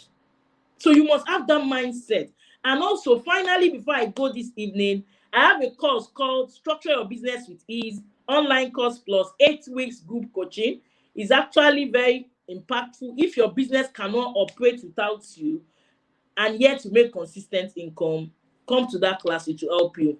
And also, any business that is not well structured is losing so much money. So I will appreciate if you are interested. We are giving discount of 50%. It's actually 300,000, but you can get 50% discount if you register today. So I think that will be all. If there's no question, then There is a question mark from okay. Juliet Opara. She said, is it advisable for new businesses that have not started making profit to engage in CSR? No, I said it when I say you start doing CSR when you become profitable. You cannot, if you are not making profit, where are you going to take the CSR from? So until you get to that level of being profitable, then you can embark on CSR. Just wait, take it easy, so that you don't have too much things lined up. Exactly. Yeah. Are there other questions before we release her? Are there other questions? I hope that answered your question, Ms. Opara. If you are not making profit for now, you don't have to do CSR. And even if you want to do CSR, like she explained earlier, there are 4 types of CSR. You don't have to do the philanthropic one. You don't have to do the economic one, one. ethical, and Yes, environmental. And it depends on how it will benefit your business. For a yeah. Shell, for instance, like Shell need to do environmental philanthropy, because you need to ensure all those riverine area, they are helping them to feed their water, to ensure they can eat, they can live. So that is already impactful. You understand? It's already impactful. So it depends on your kind of business, the one that will suit you and that will even bring you to limelight. Exactly, ma. So you can pick. You don't have to use the one, like also the way our president said earlier, it does not have to be money at first. You want to engage in CSR, it's not always money first. You can also do things without involving money. You can even, if it's just the finance part, you can also look for strategic partners that can help you Invest. Yeah. yes, invest in CSR if that is within their own preview or what they want to do. So it's okay too if you're not making profit yourself. You just have to look at ways. What matters most is, like Coach said, is the heart. What Is you the want act. to do. Just Yes, what empathy you to really want want to to do. to be a blessing. And the truth is, the act that wants to bless, God will make provisions. The money will come. Exactly. The Exactly. money will come. Money is Yeah. small thing when it comes to business. If you have a business, to make money is small thing. Like I always tell people, business itself cannot make you money. It's the owners of the business that makes the money. It is how you are running it, your habits. What are you doing? A lot of people don't understand business. There's so much money to be made in business, but you have to understand, what am I supposed to be doing that will give me this money? And it differs from one industry to another. All of us are selling, but there is a particular sales that you will sell today. You will enter into profitability immediately. You can be selling. Somebody say, I sold out, and the person sold maybe 10 particular item and she made 1 million. Somebody else said, I sold out, he sold 100, he also made 1 million. The both of them sold out, but they sold out different quantity. So those are the little things that help us grow financially in business. So if I don't have any Yes, ma'am. question, I will just Yes, run. ma'am. Thank you so much Yes, for ma'am. Thank inviting you me, so much, Abiola. I ma'am. do appreciate this invitation. I'm so sorry. I had a program in church, So I thought I would come out early, but I thank God I still made it anyway. So apologies for that. Thank you so much. My regards to the president, Justibe. God bless her for all she's doing, and God will continue to instruct her and empower. And Africa will Amen. surely be a greater place because she's doing so much. My regards to her. Amen. Thank you very much, ma. So Wow. thank you Wow. all. Thank you. God bless you. Yeah. Yes, ma. Thank you. So before we come to the end, there are just few points, action points we want you to note when it comes to CSR from what we have learned today. Giving, when you want to give, it has to be, you have to give, you are giving your virtue, right? So you don't have to always think of it as money, right? So it's every time it's not money. You are giving something now. Something has to come up from within you to give out, because that is what you are giving out. What you are doing is just an avenue for that particular thing to push out, right? It has to stir up from within you. That is what you should know about giving. Then when it comes to who you should give, like we said, that idea that God has given you, look at it. When you look at that idea, there is a customer part and there is the CSR part in it. As it becomes clearer, it would expand, right? So just sit down with God and try and know the difference. Try and know which is which, right? If you need to know how to do it again, you could always go back to the replay of this symposium to know how to do it. Then finally, as Coach Nancy said, you can give either through economically as a philanthropist, as through ethical means, through environment. Choose one that you want to do and give. Then look at your business, know how much percentage you want to give. Finally, I'll end this with this. When we were talking to God, like we know task is based on spirituality, and we're talking to God and we're like, God, we need African entrepreneurs to be blessed. He told us then we should talk to you about CSR. So God wants to bless you, but there has to be a medium in which you have to be blessed. And as we can see, our speakers that came here, they told us individually in different ways how CSR has helped them and how they have been blessed. So do you want to be truly blessed? Or do you just want to remain in the threshold you remain right now? If you want to give, like Coach Nancy said, there will be an avenue to give. You just need to have a willing heart. And with that, we say thank you for joining us. We'll have another one next year, right? As God permits. It is so lovely to have you here. And once again, happy Africa Day, right? Take care and God bless you. Thank you very much.